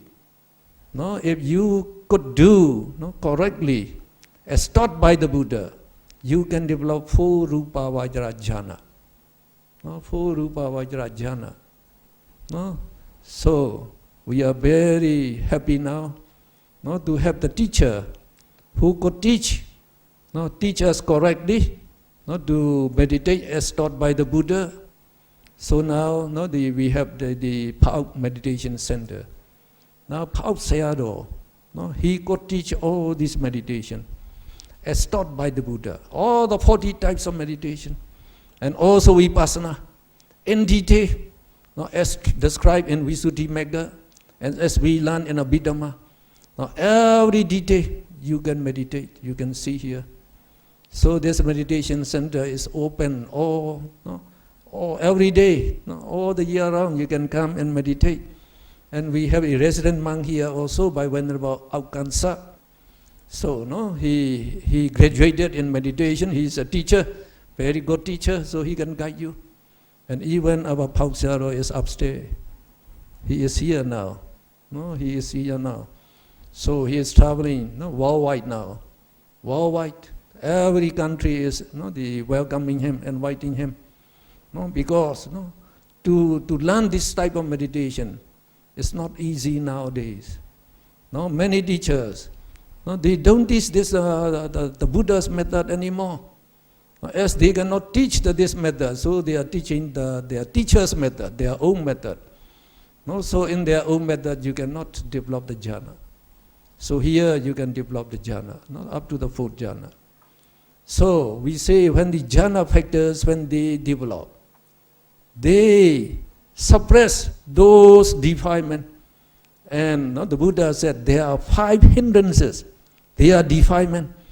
He called them hindrances because they hinder, they block, they obstruct the arising of moral minds. They blocked the jhana, the magga and phala not to arise. So they are called the hindrances. So we are fighting against them. Why we are doing meditation.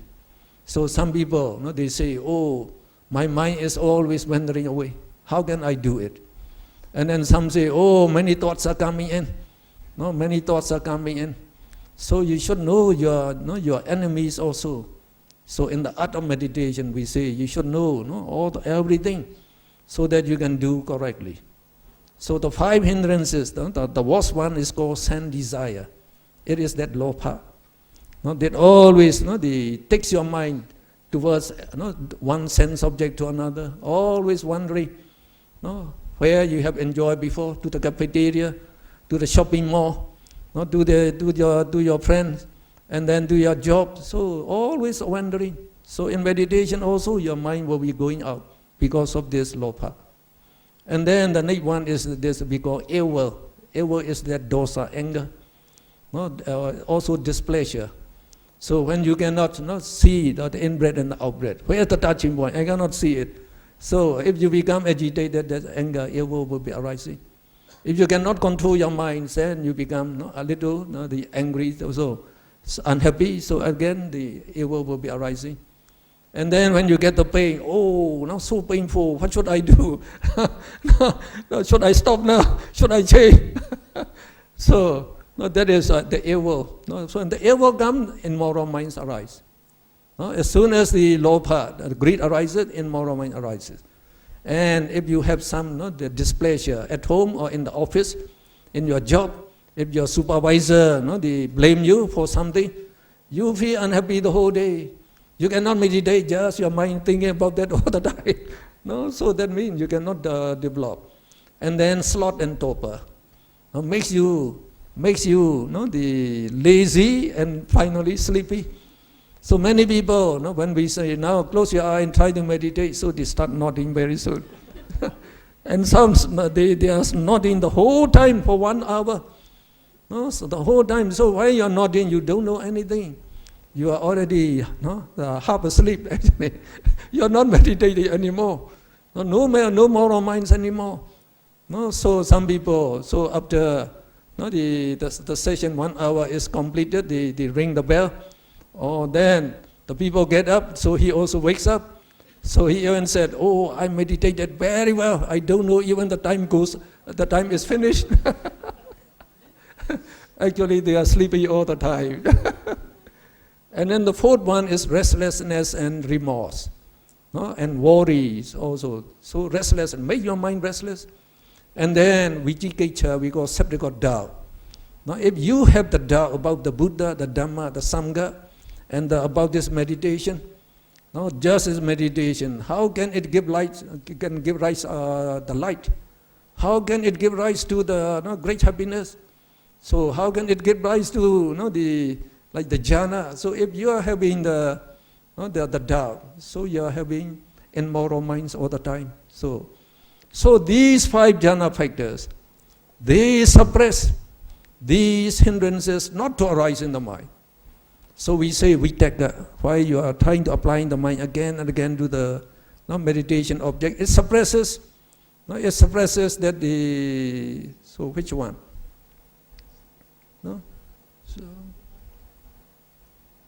Sloth and torpor.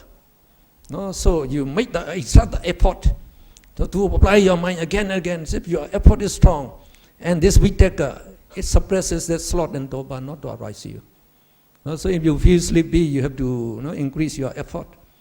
And then that sustained application we call, it suppresses that the skeptical doubt, the wavering, the doubt not to arise in the mind. And then the third is piti, joy. The piti, joy, it suppresses that displeasure, the evil not to arise in the mind. And then sukha, that pleasant feeling and happiness, bliss. So when it becomes strong, it suppresses that the restlessness and the remorse not to arise in the mind. And then that ekaggata, one-pointedness. So it suppresses the worst one, we call the sense desire. So when the jhana factors become strong and stronger, they suppress the hindrances not to arise in the mind. So your mind becomes, so slowly it becomes calm, tranquil, peaceful, and then it doesn't wander anymore. At first it's very difficult for you to concentrate even for 5 minutes. But now it's very easy for you to concentrate up to half an hour, up to 1 hour. So this is what we are doing now. Now, finally, when you are doing in this third step, we say, trying to be aware of the whole in-breath, the whole out-breath, you just meditate, no, don't expect anything. And thus, if other things arise, don't pay attention to them. No, so because some thoughts may arise, some also don't pay attention to them. Always try to aware of the whole in-breath and the whole out-breath. And you will find slowly, no, your breathing, your breaths become more and more subtle, gentle, and finally even disappear. No, even disappear.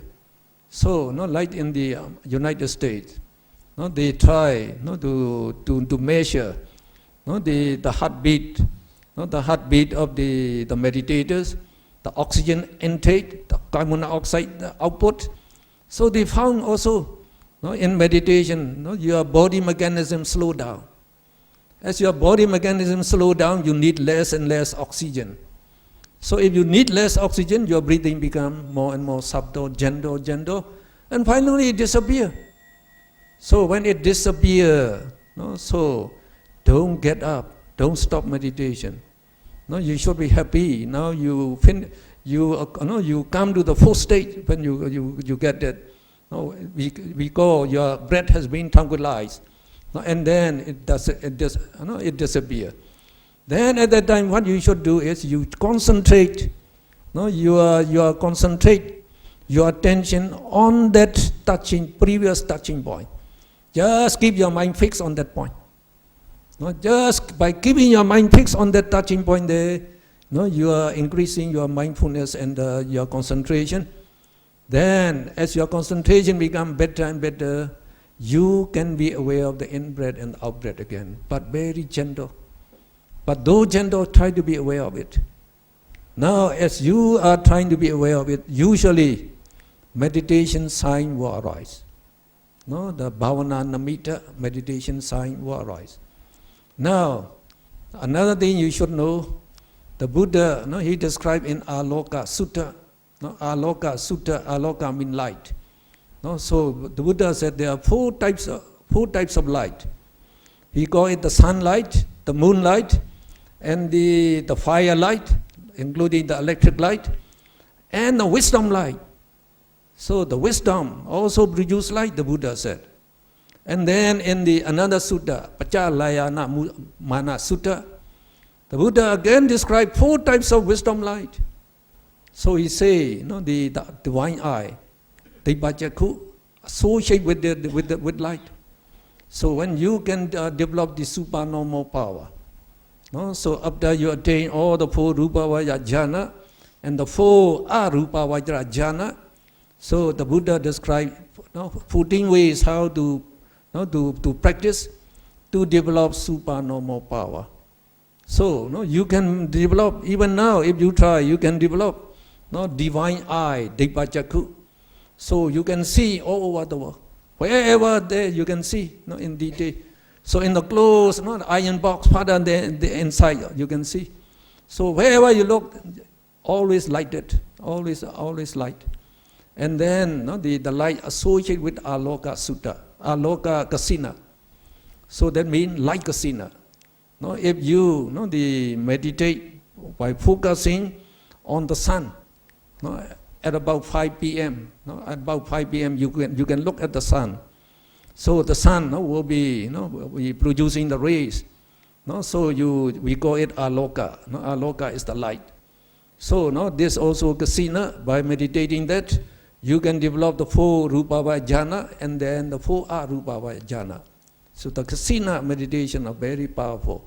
We can develop up to 8 jhana. There are 10 kinds of kasina. If you can practice, you can develop all the 8 jhana in this 10 kind of kasina. You can proceed to the development of supernormal power. So that the aloka, the kasina. If you meditate on that, you attain the jhana. Then you will have light. You will have light wherever you go. The light is coming out from your mind. From your mind, the wisdom associated with your mind. For example, an elder monk, he lived in a cave. So he lived there. So at one time, while he was giving the Dhamma talk, so he asked another monk to get a reference book from the inside the cave. So when that monk went to the cave, it was dark and no light, no electric light, no light there. So he could not see anything. So he came, he said it was dark, he could not see. So when this elder monk went into the cave is lighted. The cave is lighted. So light, these are called wisdom light, the wisdom light. No? And then also there is light that associate with preparatory concentration. Even in the initial stage of meditation, while we are doing this full step, these are the initial stage for anapanasati. Now, when you can concentrate for 1 hour or more continuously, usually light will come out. Light will come out. So this light, some people, they see the light to come out from the eyes, some come out from the head, some come out from the body, and some saw the light to be coming from in front of them, just a car lamp or a torch, or coming to them. So this you will also see that. We also see this. So also while I was meditating in the Mahasi center. So after say about 2 weeks, we get the light coming out. So we reported to the teacher, who interviewed us. So and then among our the men group, there was a man at that time. He was about 70 years old, from the Shan state. He was very, very, the simple, the countryman. So he reported, he could be aware of the in-breath and the out-breath. He is meditating, just as taught by the teacher. So he was meditating 1 month ahead of us, earlier than us. So the teacher would like to encourage him. So the teacher asked him, now, the devotee, sometimes don't you see any spark of light? Well, Bhante, I close my eyes, everything is dark. Where is there light? There cannot be any light, he said. When you close your eyes, very well closed, no light. Well, never mind, the teacher said. If you are aware of the in-breath and the meditation subject, it will be all right. Just keep on meditating like that. Now the next day, at 3 p.m. when we reported, so he tried to be the first to report to the teacher. So he said, the teacher, the light came out now. The light came out now. The harder I close my eyes, the brighter the light. He said, the light came out. So that is the light we call. The Buddha said, the light will come out even when you attain the preparatory concentration. And the wisdom that associates with that concentrated mind radiates this light. And usually while you keep on meditation, as your concentration rises higher and higher, the light will become brighter and brighter. But this light, when it comes out, you don't pay attention to it. You just know, it is wisdom light. I am having some wisdom light. You should be happy. Now I gained some concentration now, so you should be happy. Now when we say this, the meditation sign, so it is another sign. So in this, the mindfulness of breathing, now the meditator, they come to see this in-breath and out-breath, like gray cigarette smoke. And then some see it to become fighter and fighter. And some see it like a gray tube. A gray tube going into the nostril and coming out. And most of them they saw as a white mass of cotton, like a white mass of cotton at the touching point. So if this sign arises in front of your face, so it is not normal. Your mind is not concentrated yet. Don't pay attention to it. It is not stable. So you just try to be aware of the in-breath and out-breath, as before. So at the touching point, slowly, this sign will come closer, finally it appears at your nostril, at the touching point. Then it becomes a normal sign. So this sign can appear in many forms. It depends on our perception. Some appear like we see a white cotton mass. And for some, it may be like a pearl, like a diamond. So it can be any sign. So, and some, they start to see the light coming out from the nostril, the light, no? So the white light coming out. So, no, so when it is not very bright, we call it the acquired sign or learning sign. Then, no, you just try to be aware of the in-breath and the out-breath, and as the sign appears at the touching point. So while you are trying to be aware of the in-breath and the out-breath, you are also aware of the sign. And now when your mind remain fixed on that sign, just keep your mind fixed at that sign anymore. Now, slowly the sign will become clear and bright. When it becomes very bright like a star, like the star, then we say you have the counter sign. Some see it like the moon, like the sun, so many forms you can see. So when it becomes a very bright light not coming from the nostril, then also we call it the counter sign, not the counterpart sign or the counter sign. So at that time, your mind is the sign that your mind becomes pure. No more those defilement and hindrances arising in the mind anymore. So the mind becomes pure. As the mind becomes pure now, it becomes very calm, very peaceful, very tranquil, and piti sukha, very strong. Strong joy, strong happiness, you enjoy also. And also that wisdom light becomes very bright. Not only bright, it becomes penetrative, you see, bright and penetrative. So with closed eye, you can see all the people in front of you, the meditators, and you can see all the objects in front of you. Then you can look into your body, you can see all your organs, internal organs, so one after another. No? So when we attain this, we say this counter sign appears, then we know we attain neighborhood concentration. Neighborhood concentration, upachara samadhi. No? So we can use this samadhi to undertake vipassana meditation. So if you take vipassana meditation, they call it vipassana yanika, way of undertaking meditation. But the Buddha, he prefers the jhana, concentration. When you attain this neighborhood concentration, you are at the entrance of the jhana, at the entrance. So why don't you go into the room if you're at the entrance? So the jhana would be much blissful, more blissful. And it will radiate more brighter light and more penetrative light. So your mind will become more powerful. So just you keep your mind fixed on that counter sign, like the star. Just keep your mind fixed there. And if you can keep your mind fixed on that counter sign for 1 hour, 2 hours or more, at every sitting we say you attain the first jhana. The first jhana. So jhana means the mental absorption on that counter sign for 1 hour. So when you practice well, you can keep your mind absorbed on that counter sign for 1 hour, 2 hours, 3 hours, 1 day, 2 days, up to 7 days, they say.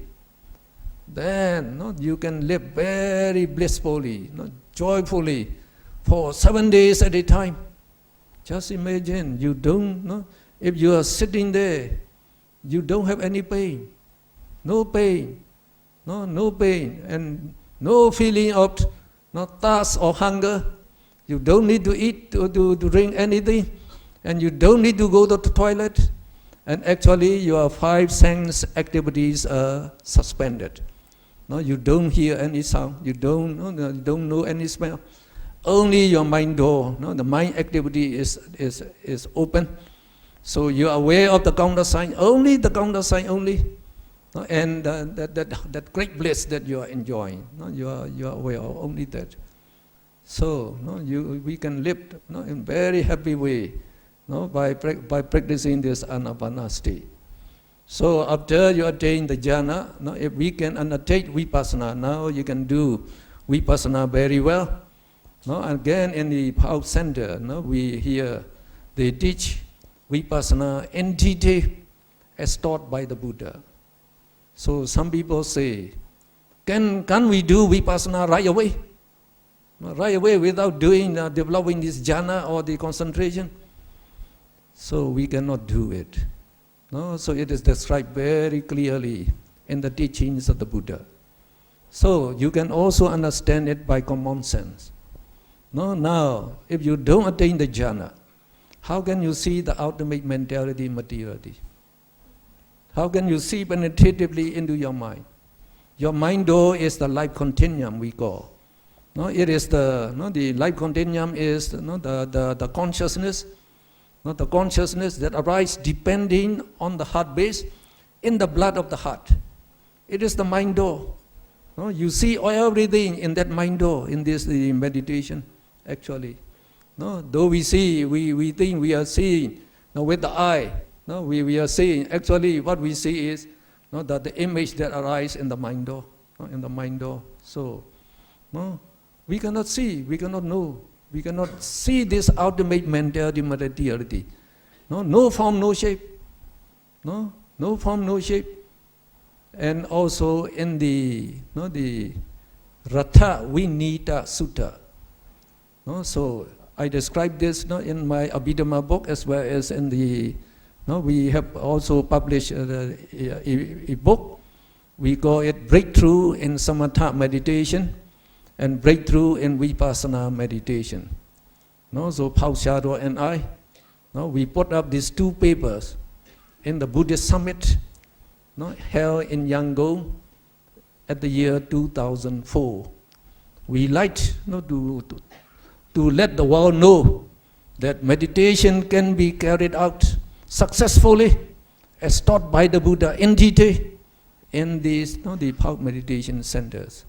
We just try to know them. So there, if you look there, we also describe this Ratha Vinita Sutta. So the Buddha, he described there the mind should be purified in 7 stages. The first stage is purity, the Sila Visuddhi, purity of morality. So you must keep your morality pure. Like lay person, we have to keep up to 8 precepts to be very, to be pure. So this pure morality, by maintaining pure morality, we abstain from all 10 evil actions like killing, stealing. So we commit these evil actions by the gross defilement, lobha dosa. So when we keep pure morality, so we subdue this gross defilement not to arise in the mind. Then the Buddha said, after they do that, you have number 2, you have to develop purity of the mind, Citta Visuddhi. So to get purity of the mind, you have to undertake samatha meditation. You cannot draw away. Samatha meditation is included among the threefold training of concentration. It is the body of this eightfold noble path. If you throw the body, you don't get the path anymore. So you have to do this meditation as I told you now, to get the purity of the mind. So at least you must develop the neighborhood concentration, or better if you can concentrate on develop the jhana concentration. And we regard the 4th jhana to be the best. Not the best, because the Buddha himself, he used this 4th jhana to develop supernormal power as well as to undertake his vipassana meditation. So if the Buddha, he used this, so it should be the best. And the meditators in Pauk Meditation Center, they also found this to be correct. To be correct. When you attain the 4th jhana, you can develop a very bright penetrative light, and you feel that you are not sitting on the floor anymore, as if your hip is not touching the floor anymore. So that means you can meditate for hours. So with this very bright penetrative light, you can see ultimate mentality material very clearly. So I would take a little time just to finish it. So you don't mind, I think. Okay, and then after attaining the Citta Visuddhi, purity of the mind, so we don't do vipassana yet. Though we can do vipassana, we cannot do we have to do the 3rd stage. The 3rd stage is we call Ditthi Visuddhi, purity of view. View means here the deity, No? So the basic wrong view is personality belief, thinking that I is present. So the Buddha said, so long you have this personal belief, you cannot escape from woeful rebirth. No, like our very learned monk Lady Shadow call it, no, that if you have the Sakkaya Ditthi, that is the personal belief, you have the ticket to hell. You have the ticket to hell. Sooner or later, you have to go to hell. No, so the Buddha said it's very urgent to get rid of this, the personal belief. Even your head is on fire, or your chest is in pain with a spear. Before quenching the fire or treating the wound, you should undertake the meditation to get rid of this Sakkaya Ditthi. So the third stage, we have to do that. No, so in that third stage, you have to analyze this body, no, into its components we call material groups. Material groups, no, is just like the electrons and protons. No, the electron and protons cannot be seen by any microscope anyway. No, so these material groups cannot be seen by the naked eye. So if you don't get the mind eye, you can look with the mind eye, you cannot see them. But when you get the concentration, you can see this, the material groups arising and dissolving. Your body disappear. Only billions of this material arising and dissolving. And you have to analyze each material group, the contents they contain. Only then we know ultimate materiality. No, for example, any materiality group will have Patavi, the element of extension or solidity. Abo, the element of the cohesion, or the element of the liquidity, we say, fluidity. And then the element of the Tejo, the element of heat. And then Vayo, the element of motion, the element of motion. And then these four, they always arise in combination together, combining together to form material group. So when they form material group, they have the visible form, the odor, the smell, the odor, the taste, and nutriment are the property. So these eight is present in every material group. And like in the karma-born materiality, we have jivita rupa, material life. And then also like the clear materiality in the eye that we call the eye, the eye door. It's chakku pasada, soda pasada. So all these, you have to analyze them. Unless you can analyze all the 20, the body consists of 27 types of materiality. So in the man we don't have the female sex materiality, and in the woman we don't have in the male sex materiality. So 27 type.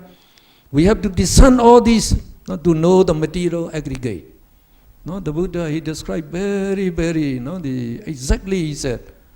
Now then, we have to see all the cognitive series that arise in the sixth sense door. When a visible object strikes the eye, when it appears in the eye, a series of consciousness arise and dissolve, to know this sense object. So we call this cognitive consciousnesses. So after knowing all these consciousnesses, you have to analyze each mind to know their contents. So by that you know consciousness and mental factors. And that's why we say that is analyzing the mind into ultimate mentality. When you can analyze your body and mind into all these ultimate realities, you can see them arising, dissolving very rapidly. So you know the nature, impermanence, dukkha, suffering, anatta, non-self, you see clearly. So only then you can do vipassana. Without seeing it, you cannot do vipassana. No? So we say when you can, you have to characterize each reality in four ways: by their characteristic, by their function, by their manifestation, and the nearest cause that give rise to them. Only then the Buddha said, you can know if you can characterize each mentality, each materiality, by the in four ways, then you develop the knowledge, discerning, or the knowledge of characterizing ultimate mentality and materiality correctly. We call it nama rupa paricheda jnana. So nowadays, many teachers, they cannot teach this because they don't develop the right concentration. They cannot teach this. It is a must. It's a must. You cannot go it. Now, when they cannot teach it, they say, now when you bend your hand, you close your hand. Now you know you are bending. So then, when you know the hand is bending, then you know materiality. And you know that bending, that is your consciousness, there is mentality. Then you know mentality, materiality. You can differentiate them. You get nama rupa paricheda jnana now they have. So that means that's correct. That means they are just destroying the teaching of the Buddha. The teaching of the Buddha is very deep and very rational. Now if they do that, then you don't need to meditate. You can be aware of your hand bending. You can be aware of it. So if you get that, then you can get rid of that personal belief, not temporarily, not permanently yet. Now you can be aware when you see that every mentality, material arising and dissolving invariably, no soul, no self, no atta, no jiva, so no person, you are aware. So, and then you have to go to the fourth stage again. The fourth stage of purification is called the purification of the mind by transcending the doubts. So vicikiccha, to get rid of that vicikiccha. Now vicikiccha is skeptical doubt, about the Buddha, about the teaching of the Buddha, etc. So to get that, we have 16 doubts described in the sutta. So what are the 16 doubts? There are 5 doubts concerning with the past. Was I born in the past? Was I not born in the past? So what am I in the past? What existence I was born in the past? How am I in the past? Am I beautiful or a woman, etc.? And then from what existence to what existence I have to go in the past. As we don't know, we have the doubt about this. The same types of the doubt, 5 doubts in the future. Shall I be born? Shall I not be born? What shall I be in the future? How shall I be? And then from what existence to what existence shall I be born? We don't know. And then there are 6 doubts concerning the present. They say, am I? Am I not? And then, what am I? How am I? From what existence do I come to this existence? And from this existence, what existence shall I go? 16 doubts. We must clarify them. Unless you clarify them, this skeptical doubt. Skeptical doubt and the personal belief. They are the basic defilement that should be eliminated so that you will not be born in the Bopo state. And then you have also to know this past existence, future existence. That means you have to understand all the causal relation of the dependent origination. You must see your past existences, at least up to 3 existences, like in the meditation center. So here, they teach to see up to at least 3 past existences. You have to see causal relation because of the 5 past causes. The present 5 results arise. Because of the 5 causes, then the 5 future effects will arise. So these cause effect relation. So cause effect. So if you can see that, you can see your past existence very definitely. And you can know the karma, how the karma, they produce life after life. So some people, they can see that they have been born as a snake, as an ogre, some celestial being, etc. in the past. Very definitely you can see all these things. Only when you do that, we say you attain paccaya parikha jnana. The causes that give rise to materiality, the causes that give rise to mentality and materiality, you have to see. Then you you get the knowledge of discerning the causes that give rise to mentality and materiality. We call paccaya parikha jnana. So these 2, the knowledge is the basic knowledges. that we should develop before we undertake vipassana. Only then we should take vipassana. The Buddha, when he did his vipassana, he did the same way. So he taught the same way. So these are described in one Visuddhimagga book as well as in that small book. And even in a Abhidhamma book, we describe these things. So if you can do vipassana correctly as the Buddha, then when you attain the pure mind, we say, you already eliminate the arising the defilement, not to arise in the mind. We call them moderate defilement. Now you have to develop 10 insight knowledges, and then the 4-part wisdom that will totally eliminate all defilements, including the latent defilements we call. They remain as the roots in our mind. Then you become the noblest person, and we call Arahat a perfect person. Then you can enjoy Nibbana. So forever you can enjoy Nibbana forever now. So we say, even if we cannot become the Anarahat, we should exert the effort to become extreme winner, to get the first part wisdom and fruition wisdom. Then we become extreme winner. Then we can realize Nibbana. We can enjoy the bliss of Nibbana as much as we like, but we can still live with our family, enjoying Chinese noodles and Chinese movies. But you are guaranteed never to be reborn in the Boho state. Only when you are guaranteed like that, you are never born in the Boho state, then you will live very happily, real happiness. So by the art of meditation, we say, as taught by the Buddha, so if we can follow it, we can attain this noble state in this very life. So I just wish you that you would take it very seriously to undertake meditation, because meditation is the most beneficial and the most urgent task, the most important task in life to do. And we should do it now, as we have very good the opportunities. And may you realize Nibbana very soon. Sadhu, sadhu, sadhu. Well, I take a little long, 1.5 hours, 2.5 hours.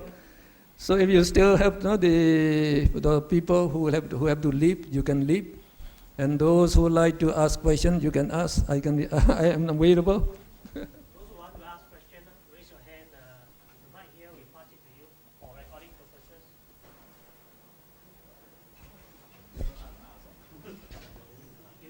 Wait for the mic to reach you. Oh, you can shout very hard. We need a mic because it's recording. Hello, good evening. I'm Henry Tan. Okay. The other time when I came for the talk, right now, I saying that whether we should practice vipassana or samatha. So okay. So when I got this knowledge from you, I tell my friend, say okay, we should go to step samatha, then vipassana, then we can realize ourselves go to vipassana.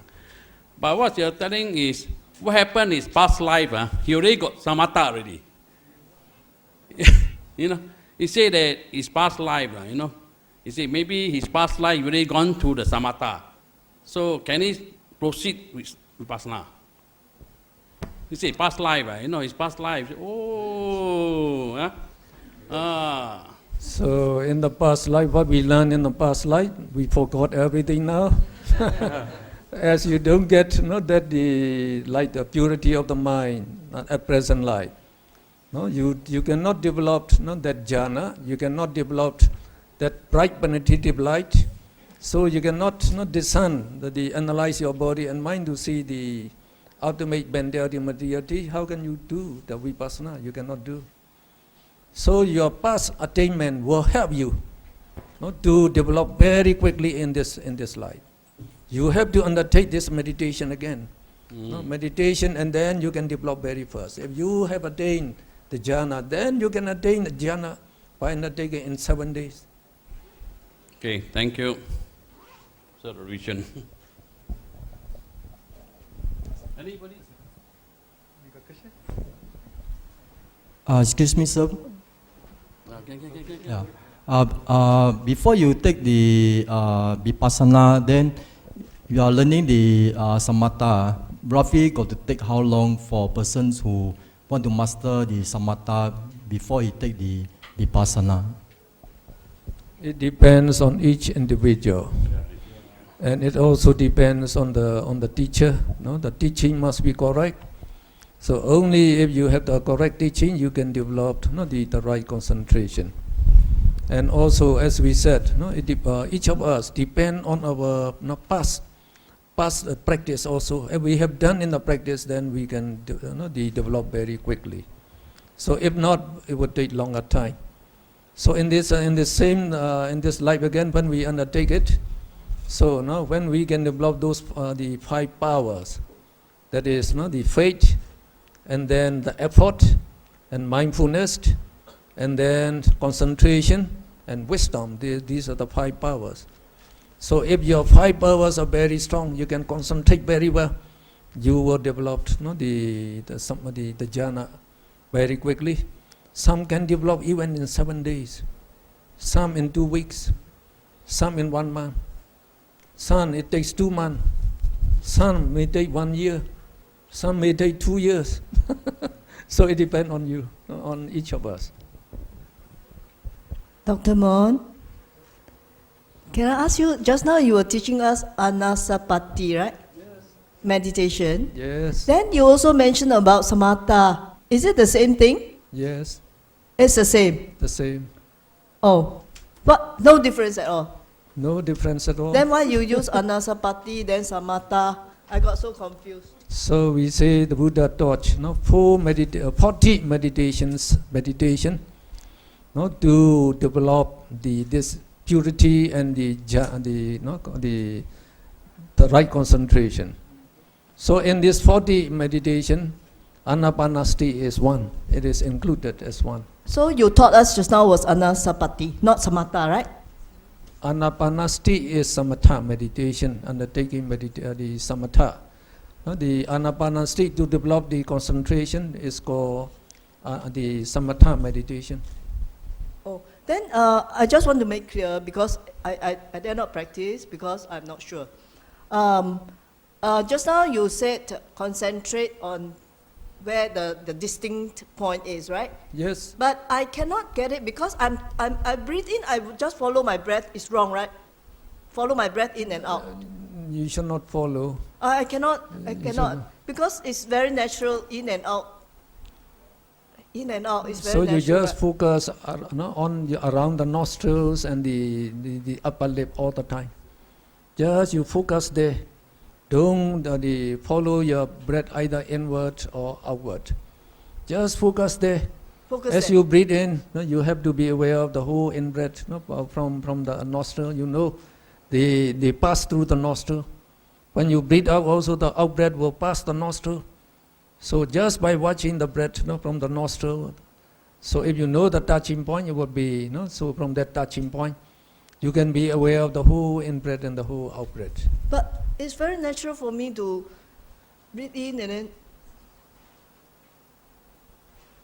It's very natural for us to breathe in and out all the time. Yeah, but But in and out all the time. But here you have to be aware of the in-breath and the out-breath. So at the touching point, so that you can develop one-pointedness of the mind very quickly. If you are following, it's very difficult to get one-pointedness of the mind. To get the jhana, it will be very difficult. oh, that means all the time I just concentrate here. Then Yes.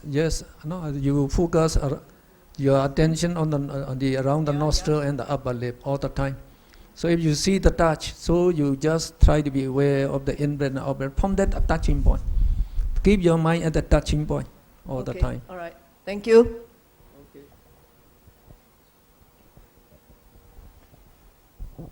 Dear doctor, I just want to ask whether you have come across this Gavasi method from Sri Lanka and the Goenka method. Will these paths or these methods lead to the similar liberation or enlightenment that they describe. But So you can decide by yourself. So we should not decide that their method is wrong, their method cannot develop. No? So as we described, the teaching of the Buddha, you should know the teaching of the Buddha. So now we say, stage by stage purification of the mind. So we say you have to analyze your mind and body into ultimate mentality, materiality. Can they do that? You just look at them, at their meditation. If they cannot do this, so the Buddha said they cannot attain even the first, not the jhana. We say the basic knowledge, the first knowledge, not the inside knowledge yet. The inside knowledge is only when you analyze these, and then they are rising and dissolving very badly, you can see them, and then you know those three characteristic marks, anicca, dukkha, and the anatta very clearly. When you are reflecting on that, on this mentality material in terms of this anicca, dukkha, anatta, only then we say we are doing vipassana. And you can do it well, we say you attain the first insight knowledge, they call sammasana jnana. Sammasana jnana is the knowledge that discerns the arising and dissolving of this mentality material very clearly, and they understand these three characteristic marks very distinctly. So, if they don't get it, you can just decide. The Buddha said, if you cannot get it, you cannot proceed anymore. Those who cannot get the purity of the mind, so they cannot proceed to the next step. They cannot proceed to the next step. So in these 7 stages of purification, the Buddha, he described, he compared with the 7 coaches that run in this. So the first coach, it runs from the beginning up to the purity of morality. Then you have to get down from that coach, because it does not go any further. You have to go up to the next coach. So that coach will take you up to the purity of the mind. Then you have to take another coach. So that means if you miss this second coach, you cannot take the third coach, the fourth coach. So you cannot proceed with vipassana. Though they say they are done, the teacher may say, oh, we are doing vipassana. So according to the teachings of the Buddha, it is not vipassana. Not vipassana. So I think that you can decide well. okay, thank you. Okay.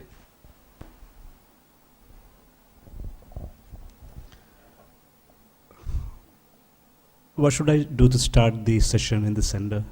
If you want to teach, if you want to learn from Samatha and Vipassana, so what is the course structure or how we start? So these the people who try to help the meditators. So they have the regular the meditation here. So you try contact with them. So they will. I have one more question. Do you think initially do we need the continuity of practice even in the Samatha state? Do we need continuity of practice, like doing a Saturday for 8 hours, then taking a break of another 6 days and coming back next Saturday? So we say on the Saturday, so you learn from the teacher and do the group meditation, and then on the other days also you should do by yourself. You should do by yourself. So development of concentration is just like we are climbing a pole which is made very slippery. So after you try the effort to climb, you get there and you give up the effort, you fall back. The next time you do again, you try again, and then you fall back. So that means when we stop, the concentration will go down. And then we begin from the beginning again, we go down. So if we can do it regularly, then we can go it up and until we get the jhana. So when we do it very seriously, so we have to join the retreat, the meditation retreat for say the 1 month. So for 1 month, so meditating full time. So only then we can do We can go up the ladder of concentration, to go to the top. So it is just like the rubbing the two sticks to get the fire. If you stop it, temperature will fall down. So it have to drop again and again without stop. So only then become very, very hot, and then you get the fire. The same thing. The PMC is organizing a 10-day retreat in St. John Island, 15 April to 24 April. Well, that's a good news. Is it only for samatha or? We have to begin with the samatha. The reason we asked, we have that 10 days Vipassana meditation course, 3 days samatha and 7 days Vipassana. So it's. That is what other people are saying. No, as I said, no, but unless you attain the purity of the mind and the right concentration, you have to do the samatha. You cannot do the vipassana.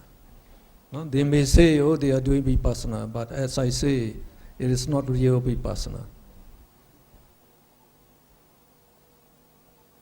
So I think we have got now. Let's say prayers and share merit. Imaya Dhammanu Dhamma Patipatiya Buddham Bujemi. Imaya Dhammanu Dhamma Patipatiya Dhammam Bujemi. Imaya Dhammanu Dhamma Patipatiya Samgham Bujemi. With our holy practice, which is in accord with the 9 supramundane Dhammas, we pay obeisance to the Buddha, the Dhamma, and the Sangha. Idam me punyam aswekhaya Vaham hotu. May these merits of mine lead me to the extinction of all defilements. Idam me punyam nibbanasa paccaya hotu. May these merits of mine be conducive to my attainment of nibbana. Imam na punya bhagam sabba saddhanam dema. Imam na punya bhagam sabba saddhanam dema. Imam na punya bhagam sabba saddhanam dema. We share our merits with all sentient beings. May all sentient beings obtain the share of our merits and be well and happy always. Sadhu, sadhu, sadhu. May all you be happy and well always, and may you be able to undertake the meditation correctly and realize Nibbana very soon.